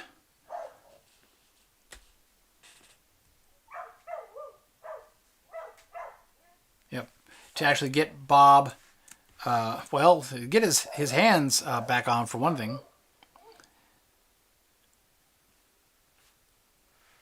Maybe you can see all the different facial expressions and stuff here. I'm surprised that dog, the way it's been barking, that it hasn't just worn its own throat out. I mean, I've been talking pretty much now for the last 90 minutes and my voice is shot.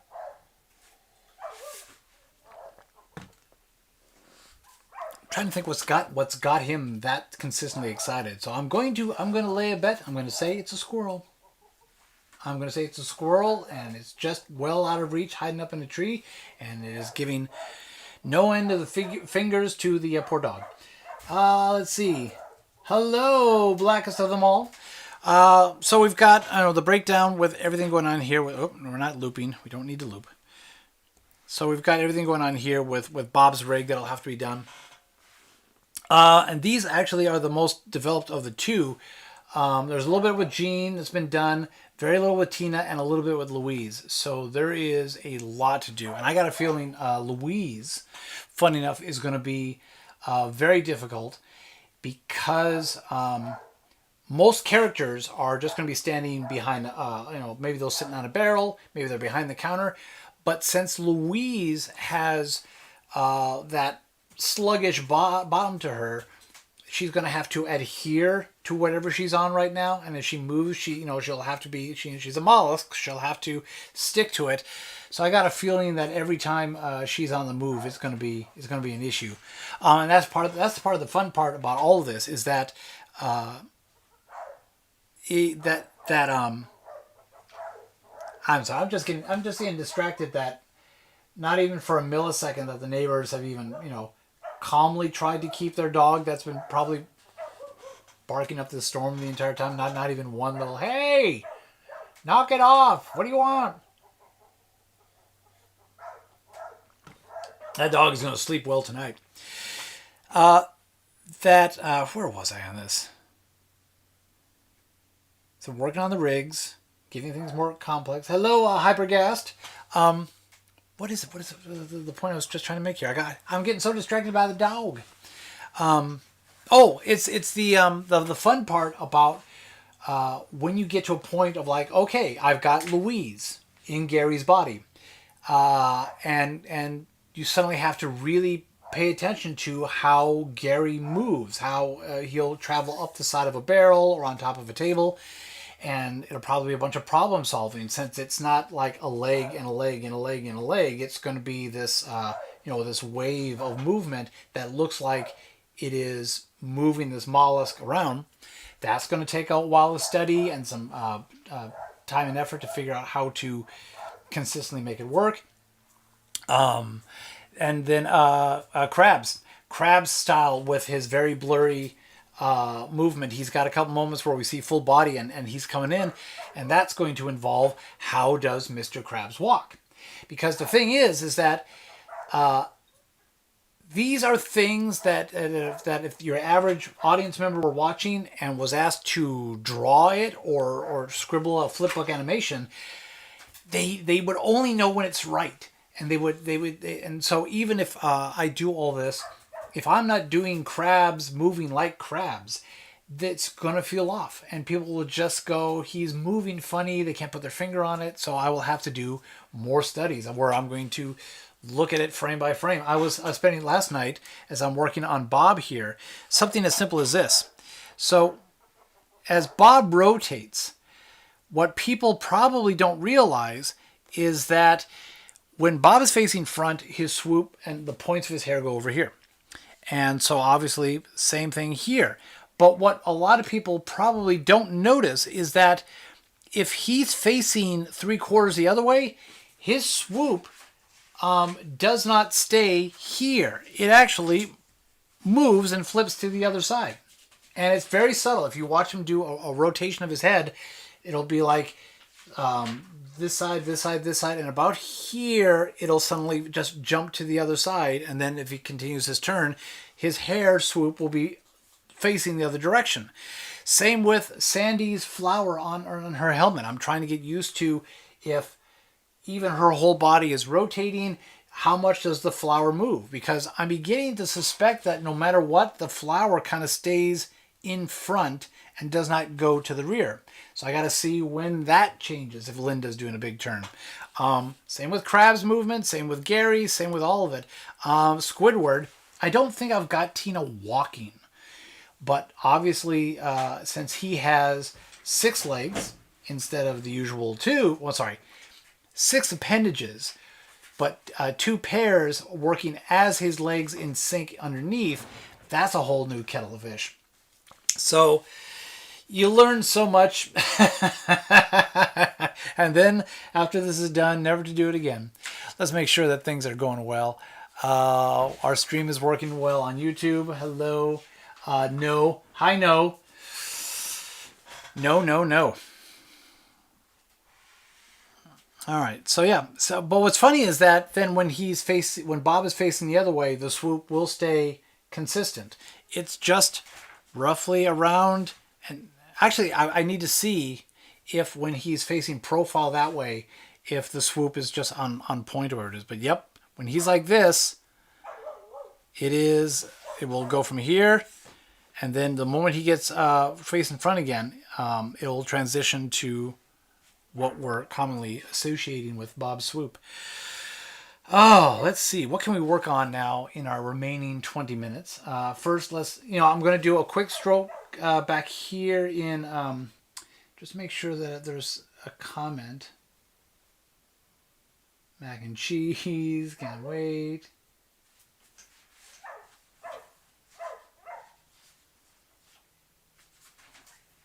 I'm just double checking the, oh, let's bring our music back while we're at it.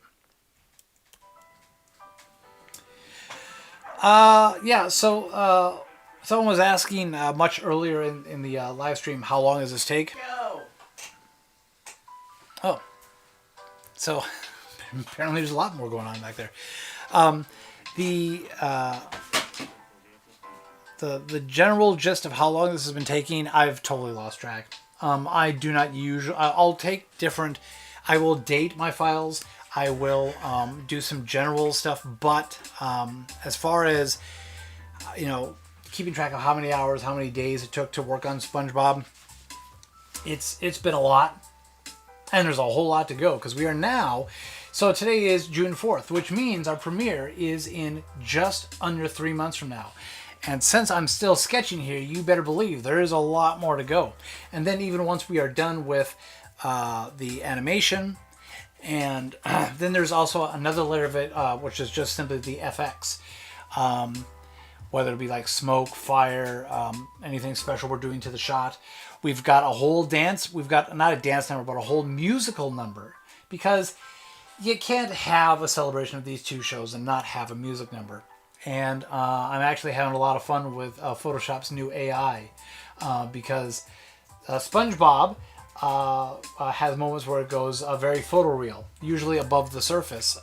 And so coming up with real squirrels and real sponges and stuff like that for our music number is a whole nother area there. And then of course there's the music itself and all the sound effects and all the mixing and the credits. And it took a while just to get that opening title sequence done. You better believe this stuff's going to take a while.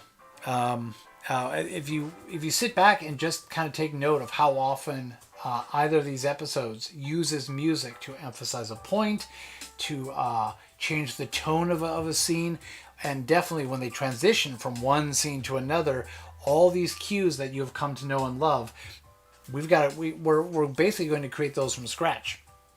Our opening title sequence, for those of you who have seen it and maybe were wondering, all that music was done here. It was either done by us playing the instruments ourselves or working in Logic Pro to recreate things that were just out of our wheelhouse that we don't, or to augment, because my bass playing on that one is, I just could not come up with the fast rhythms that he's going through in the second part of the opening title sequence, and you end up just going, all right, computer, help me out here. The thing needs to go up. Let's not try and do take 27 on one of those things. All right, we are down to almost our last 15 minutes. Let's see. Hello, Travis Riley. So we've what can we do for our last 15? Let's see if we can find one more spot that needs an extra frame in here. So let's go back to our main scene. And we're going to turn off Bob and Linda. We're going to turn back on our white sheet, and we're going to turn on our rough. Yep, so here's the part that we just did. Yep. So we definitely don't necessarily need any more frames here. Okay, so this is when they're leaning over to see the magic conch. Trying to think if because the thing is that SpongeBob can be very exaggerated even when he's just mildly upset, and Bob is mainly done through his voice and his eyebrows, but he's not, with rare exception, he's not usually physically into a thing when he's upset with someone, but I'm trying to bridge that gap. So yeah, so let's change his reaction to Louise is basically running through a bunch of ideas, and he's saying, we can't do that, Louise, it's illegal. Yep, so tell you what, we'll add one more here.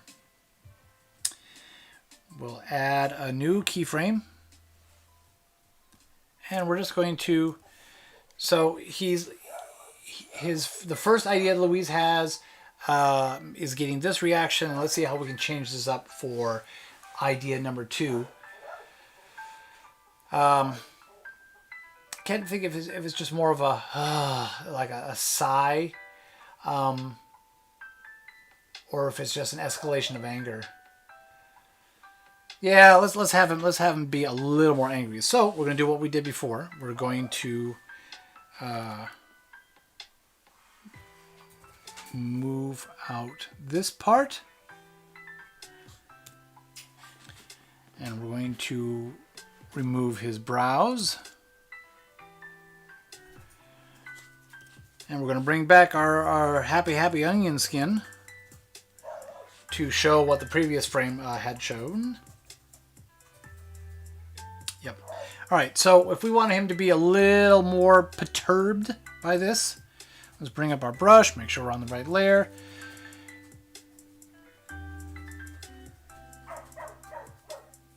And just like that, the dog is back. Let's get rid of that eyelash. Yeah, well, we're not getting to full on angry yet, but maybe just come on, brush,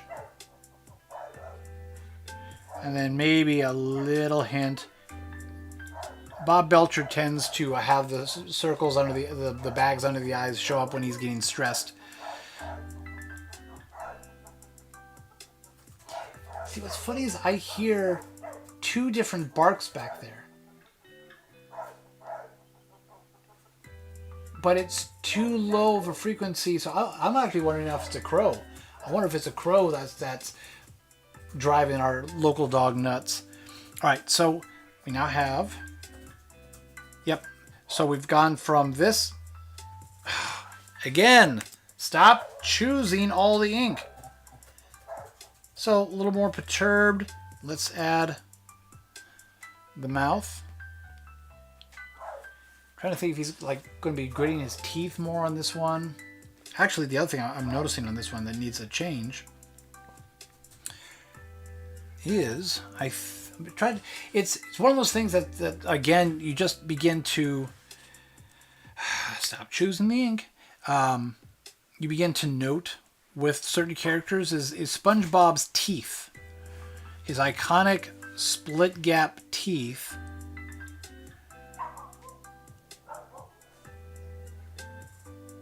It's like, what are the rules as far as when his teeth are not seen? Because it's illegal.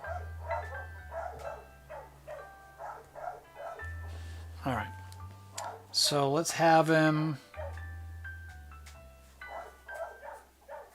a little bit more, kind of just that. So maybe we'll bring this down.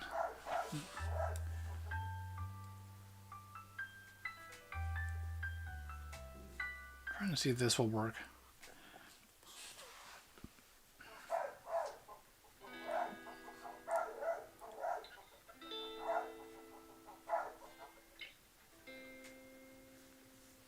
Yeah, and I'm going to see what it's like without the teeth at this point. So we're going from here, his first reaction, and of course his mouth will move as he's saying the line.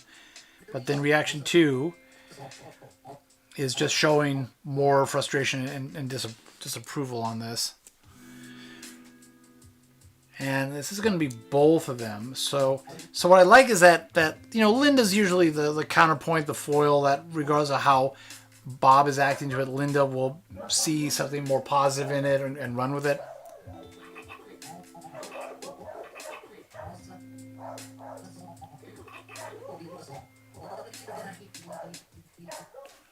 Let's see.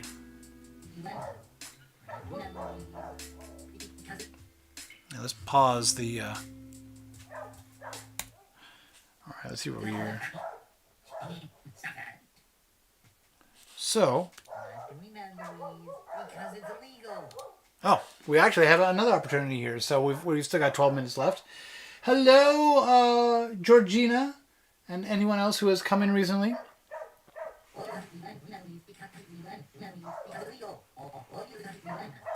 Yeah, let's find another frame here, even in his first reaction. So We're not doing that, Louise, because it's illegal. Oh,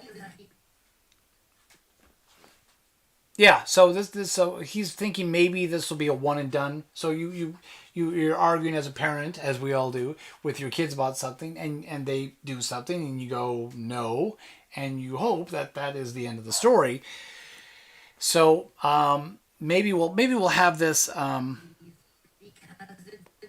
so that his first reaction will be like he's trying to be a little more firm and bringing it down. So we will put in a new frame, and we're going to zoom in, and yeah, let's have him do a little bit of a squint here. So we're going to erase all of this. I'm going to delete and delete and delete. Bring up our onion skin. And we are going to do a classic squint. And we're going to bring back our music because we like the music. Maybe turn down a little here. How are you doing, everybody? Hello. We are into almost our final 10 minutes, although we've had a tendency to go a little longer. So let's do a SpongeBob squint. And as fans of SpongeBob will know, those lids, everyone's lids just have this very rounded, thick. It's not just two half circles coming together. There's a bit of flesh on each of these. So let's see if he's a little more firm on this. Let's see how we're looking here. Just beginning to notice just how much I dip out of frame when I'll have to line up all these cameras again some other time. Let's see if this is too much.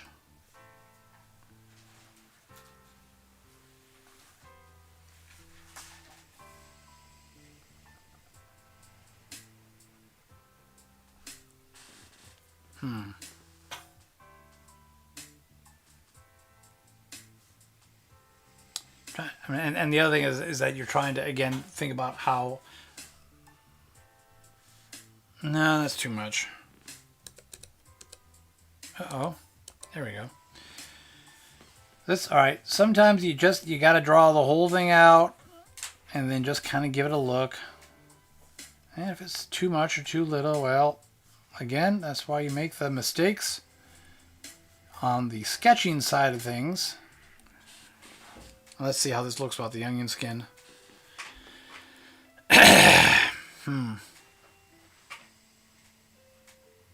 It's not quite conveying the emotion that I want in it. It's just like, because I'm trying to think of both their attitudes of like, so Louise has this idea and his brain's going, it's illegal. I'm wondering if we also need to, let's see.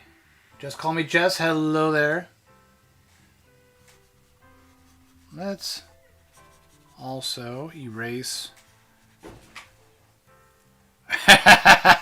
Suddenly, it's so weird. I'm getting to this point now where obviously SpongeBob does not have a mustache, except for famously with in the movie with the salad. And that piece of salad stuck in your teeth.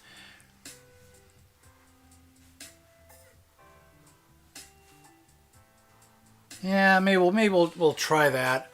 Just see how it plays. So let's back it up. And we'll hit play. Stop that. We're not doing that, Louise, because it's illegal. Yeah, because part of this, the fun that we're having with the temp track is that if, like for example, when Linda is suddenly pointing on her butt, I'm going to need a line. I need to stretch out that scene a little bit longer because suddenly having Linda's tail in Bob's face, he's going to react somehow. And that might be something we play with in the booth. So we're going to have to add more dialogue. So, I mean, that's part of, again, why you do a temp track and why you do temp sketches. Because you'll have moments of inspiration that go, oh, it wasn't until you draw the action that you see opportunities for more jokes or more lines and stuff like that. So I'm not 100% happy with that particular look, but Because it's illegal. Also illegal. and yeah, I think what. Also illegal. Yeah, so this one, again, another reaction. I do kind of like this one. Also illegal. But since Linda famously might see the possibilities here, when they cut back on idea 2, maybe we'll give her a subtle turn of the head. Let's see if she stays the same here. Okay. Yeah, let's just give her a subtle turn here. Yeah, we're down to our last 6 minutes. We can do one more thing here. So... and the dog on cue. All right, bring in our onion skin again, and we'll see that on idea 2 from Louise that maybe thinking a little bit more on it. Hello, Bradford 2.0. Let's see. So we'll just do a subtle thing here.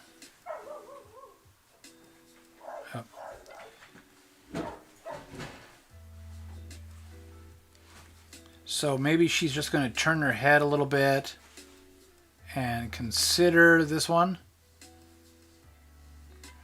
And if she's thinking, but she's not reacting yet. So I find the way to deal with all the issues of the way Sandy's head with Linda's hair works is that I just kind of have to draw Sandy out a little bit. Of course, what's funny is that Sandy's eyes are actually more like this. But I'm trying to, with all the designs, I've been trying to, blend these out so that it's just a little bit of Bob, a little bit of or a little bit of Linda, a little bit of Sandy. But the thing that helps, especially for things like the ear position, is to actually draw out Sandy's Sandy's placement, Sandy's head for ear placement. That way, when the hair starts going into place,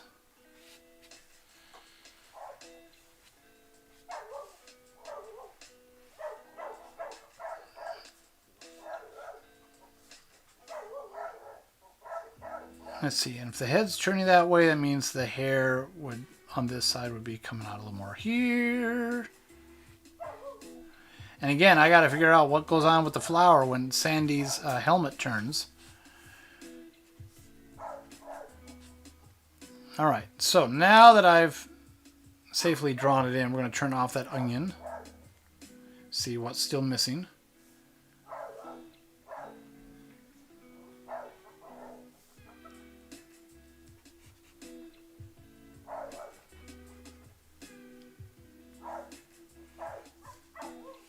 I've been skipping out on doing the glasses a lot, in part because they're a little complex, and then second, it's like I'm already erasing and drawing enough layers.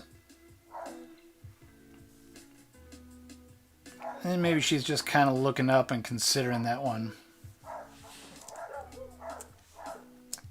It's a little off, little off, but it gets the thing across that as we go from the different reactions.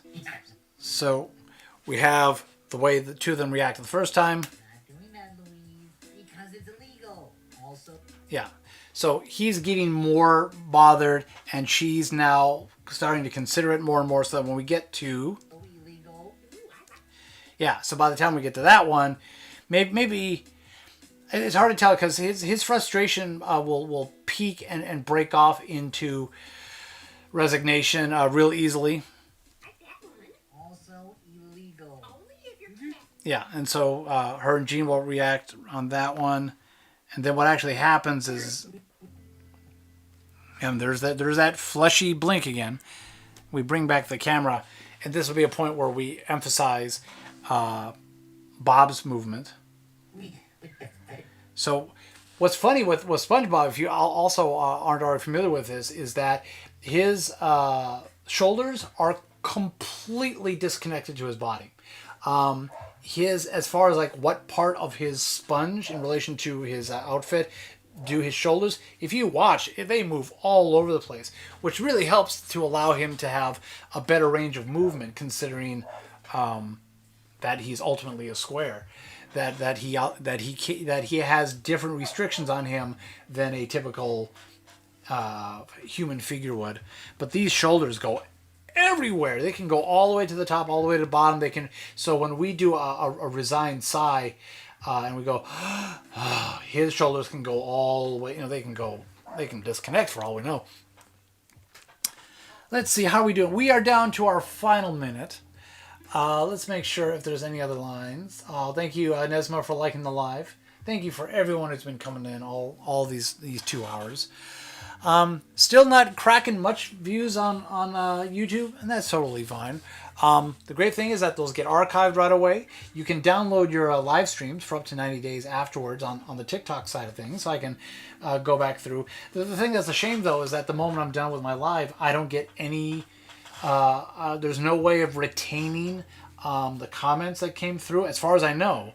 So for anyone who's asked a question and I just was going on and on and on and on and on and never responded yet, trying to get better at that. I would love to have a stream key. I would love to be able to have my OBS just show a big window here that I could just go, oh, here's someone who said this or asked this question. So tell you what, we're in our last moments. Let's make sure that there's anyone's comments that I did not miss as my head goes out of shot again. I love that I've just broken to... Alright, so cool stuff, neat, JC, Yandel, Burger of the Day, followers. JC, thank you. It's your burgers of the day. Burgers of the Day. Well, yeah, everyone discovers what the mother knot. The mother knot. Way back in the beginning, someone by the name of Dill Pickle asked, "Are we looking for any additional digital artists?" At the moment, no. For anyone who's wondering, right now everything is in house. We are very happy to do all of the voices, all of the music, all of the stuff. We're greedy. We're greedy. Greedy. Greedy. But the whole point of it is that, it would be like asking a painter, at some point, imagine going up to someone who's sitting there with their easel and just going, "Hey, can I paint with you?" It's like,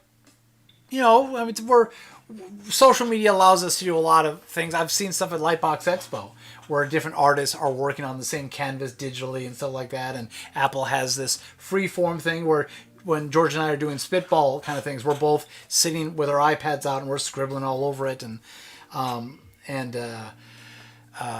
having a good old time collaborating in at the same time. But for this right now, we are here to just enjoy and deal with all the problems, all the solutions, all the crazy deadlines. But I've seen this happen to YouTube animators in particular when they really start to take off. These are more of the storytime animators where, but Kaz Van Pol, if I'm saying his name right, his popularity on YouTube, and I'm sure he's got to have stuff on TikTok as well, took off. And what will usually happen is that if you don't already have someone like, for example, there are people who are 100% animators. Julie, I can't remember Julie's last name, but she's very popular here on TikTok, and she's a Disney animator. And she, when it comes to her music, immediately hands it off, and she's created great partnerships with other people to do the soundtracks to her trailers and her shorts. And then she also has now moved her background paintings. And that's a typical thing, is that the animator will focus and have the most fun working on the animation part of it. And they'll hand off some of maybe the cleanup duties, the in-betweens, or stuff like props. When you get to the big shows, you got people, entire departments that are doing nothing but some who are working on Rick and Morty, and some who are working on the backgrounds of the various worlds they're in. There are people who are working on the FX, so the portals and all the other stuff like that.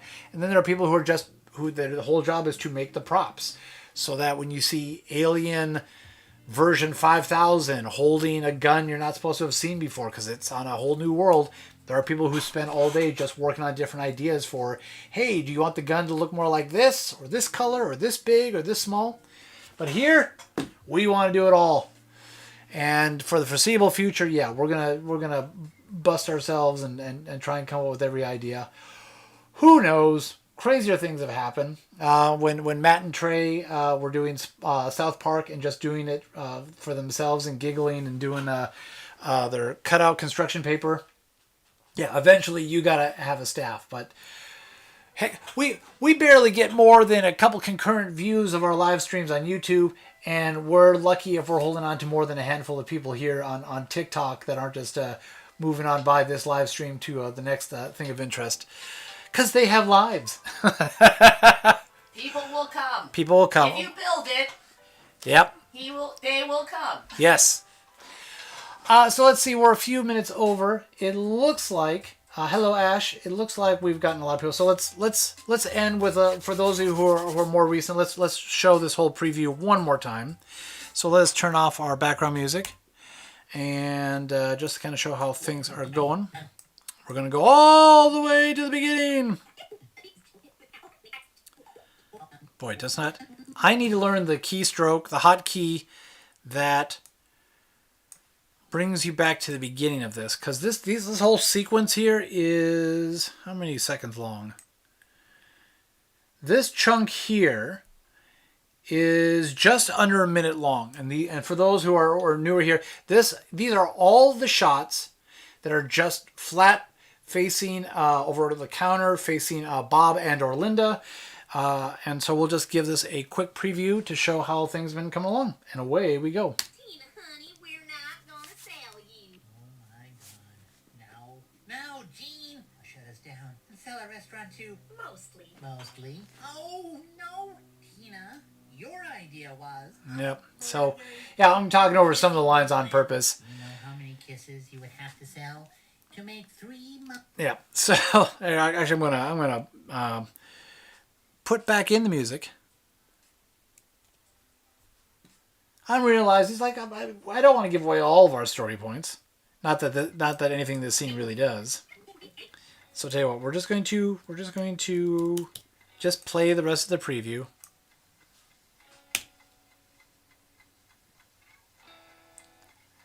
Yep, Bob and Linda. And Jim Belushi, John Belushi. Jamba Juice Belushi. Jamba Juice Belushi.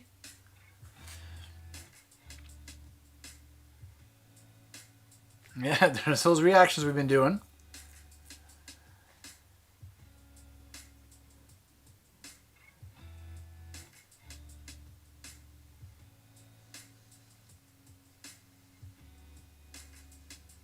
Yep. So, hello, Autumn Clark. Thank you for joining me in the last few moments as we're about ready to shut down. Again, we are humbled, amazed that we have had the turnout that we've had for the live streams, for the videos, the title sequence. It was funny. The title sequence at this time last week when we were doing the live stream still had not caught on yet. And we thought with the number of people that had joined at this point that finally showing the actual title sequence would just be like as crazy as, I mean, look, this whole started with just showing our background for the Krusty Krab for SpongeBob's Restaurant, and that now has over 1 million views. So it was a little weird that the title sequence hadn't caught on yet, but then shortly after last week's live stream, it caught on, and it's been catching on for a while now. So the word is getting out. And even on YouTube, even though I typically on YouTube only get like a few, like after a year, maybe I get 100 views. The title sequence comparatively is doing far better. So we'll see if we can finally light a fire under the people on YouTube. Because the biggest issue people have been asking about when the final episode comes out, and on September 3rd, the issue though is you can't have a video be longer than 10 minutes. And this is being done like a TV episode, and I wish there was a way that you could automatically say, hey, we're going to upload it sideways so that you can do a full screen and people can just watch it on their phones that way. But apparently that's not something you can just dictate. It either appears or it doesn't. Or maybe if you're doing it on your iPad, it does it or it doesn't.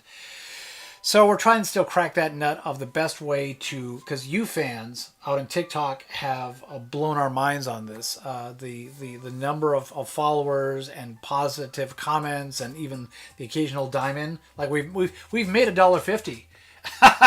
So I guess that means we're professionals now. We can get half a cup of coffee. I'll stretch it. We'll stretch it. But the insanity that of the reaction we've been getting, we would love to just find a way for it to be big, shiny, watch, to your heart's content on TikTok. But TikTok still has its limitations. It's not built for premiering whole episodes or something. So we might, we'll definitely have it big on YouTube, and that way people can watch it on their consoles and their desktops, stuff like that. And we'll figure something out for TikTok. It may have to be in a few pieces. And we'll definitely do a lot of teasers and trailers on the way there once these things get beyond just sketch levels. So again, for everyone, Apple user and all the other people that have come in, thank you all so much. I think now that it's already 12:09, and I haven't totally lost my voice, so I'm getting a little better at this. We'll see as this progresses. But much love to all of you. This has been an incredible journey. We got 3 months ago before this has to be done. So we will continue to do these live streams every Sunday that we can, even on Father's Day, to keep the whips cracking and keep getting this thing done. So for everyone, enjoy the rest of your weekend. As I used to say in my old TV show, thank you and come again. Anything you want to add, baby? Huh? Anything you want to add? We're saying goodbye.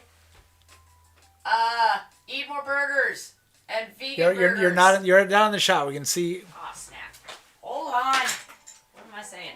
I don't know. What are you saying? You came closer to only speak something? Pass the cranberry sauce. It's time for mashed potatoes. Oh, the turkey looks great. Thank you for loving me. Come on. Thank you for being there. Thank you for loving me. Everyone's thanking. The whole world's thanking you. Thanking us for thanking you. Pass the turkey. Turkey? Is it pass turkey or kill the turkey? I think it's kill the turkey. Well, okay. We're not trying to... Kill the turkey. Yeah. Yeah. That's what happens when you bring an actress into your live stream. Bye. Yeah. Especially when she's also a stand-up comedian. So you end up with you get what you deserve. You get what you get. You get what you get. All right. I think we should have a sing-along at the end of each one of these.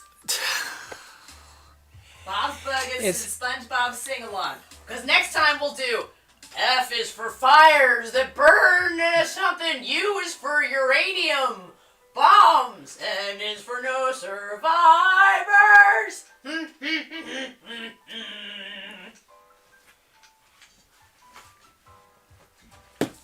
What? How do you top that? You can't. That's actually a deep cut Bob's Burgers reference. So, ladies and germs, typical Midwestern style, we say goodbye for like 20 minutes straight. But look, we loves you all. For everyone who's come in and said hello, if anyone has given diamonds, holy cow. Even though, yes, they are mere pennies or coins or diamonds, whatever it is, every bit is appreciated. We don't even hand out the tip jar and people throw in the occasional thing. So it is all appreciated. This is something once this episode comes out, no idea what will be next. We've got a lot of ideas. We've got iPads full of scripts and sketches and other mashups, and maybe we change gears, or maybe our world becomes defined by SpongeBob Burgers.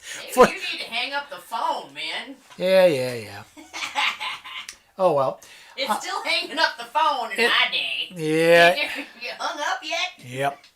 So, I am going to go into our lovely OBS now. And we are going to say adios. OBS. OBS. All right. I got my button hovered on the stop streaming. Bye-bye, TikTok. Bye-bye, YouTube. We loves ya. Thank you. Come again. Well, we will see you next Sunday. Gotta go. Gotta Gotta go. Gotta go. Let's see. But the funny thing is that they moved the button for turning off on TikTok way at the top, the last place you would look. Gotta go. All right, gotta go. So we're stopping streaming on the YouTube.